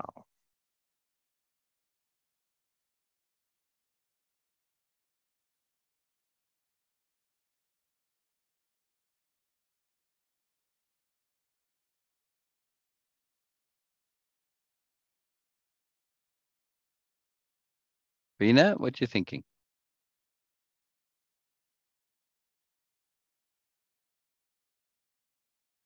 Just enjoying this whole process, and also Yeah. some very not anomalous, but yes, very interesting things happen. Like my Zoom decided to uninstall, and I was looking at the process that it is uninstalling, and I was trying to hold it like, okay, no, stop it, stop it, stop it. Nope, nope. It uninstalled completely. And then I, of course, had to reinstall. And then we were talking about people not coming. And then, of course, we have our friends there. So everything is so interestingly anomalous.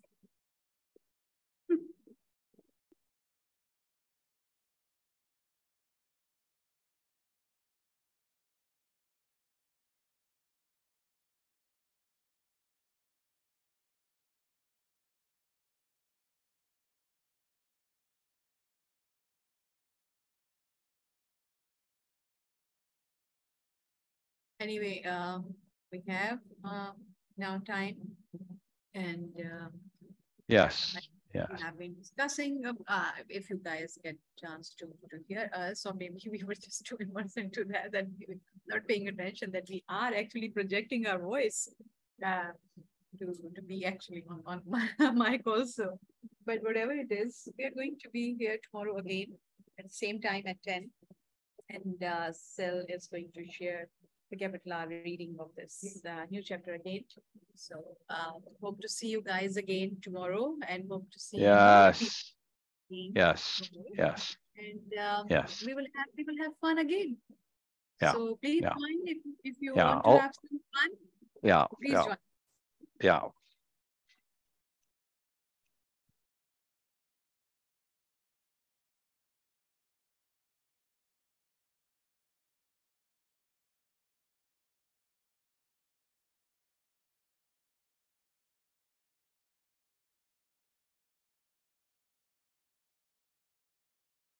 Okay. So I messaged Vidya. I messaged Vidya. Is that right way I'm saying it right, Vidya? It is not Vidya, it is Vidya. Vidya. Yes. Vidya means Vidya. knowledge, wisdom. Wow. So Sophia, in other words. Yes. Yes. Wow. Wow. It's a beautiful Wow. name. Sophie, yeah. Vidya. And this is connected to Saraswati. Remember the goddess? Yes, yes, yes. Goddess of Vidya also. Wow, wow, wow, wow. All right. I'm not getting response from Vidya, so we'll see tomorrow, Vidya. We'll see tomorrow. Yeah, Yes. Okay, yeah. everyone. Bye for now. See you guys tomorrow Yes, at 10. yes, yes, Okay? yes. Bye-bye. And then I'll close Zoom and start again. Yes. All right. Okay. Bye-bye, everybody. Bye-bye. Bye-bye. Bye-bye, Norma. Marvelous, wonderful Norma. Love you, Norma. Bye-bye, Norma. And Vidya. Bye-bye, Vidya.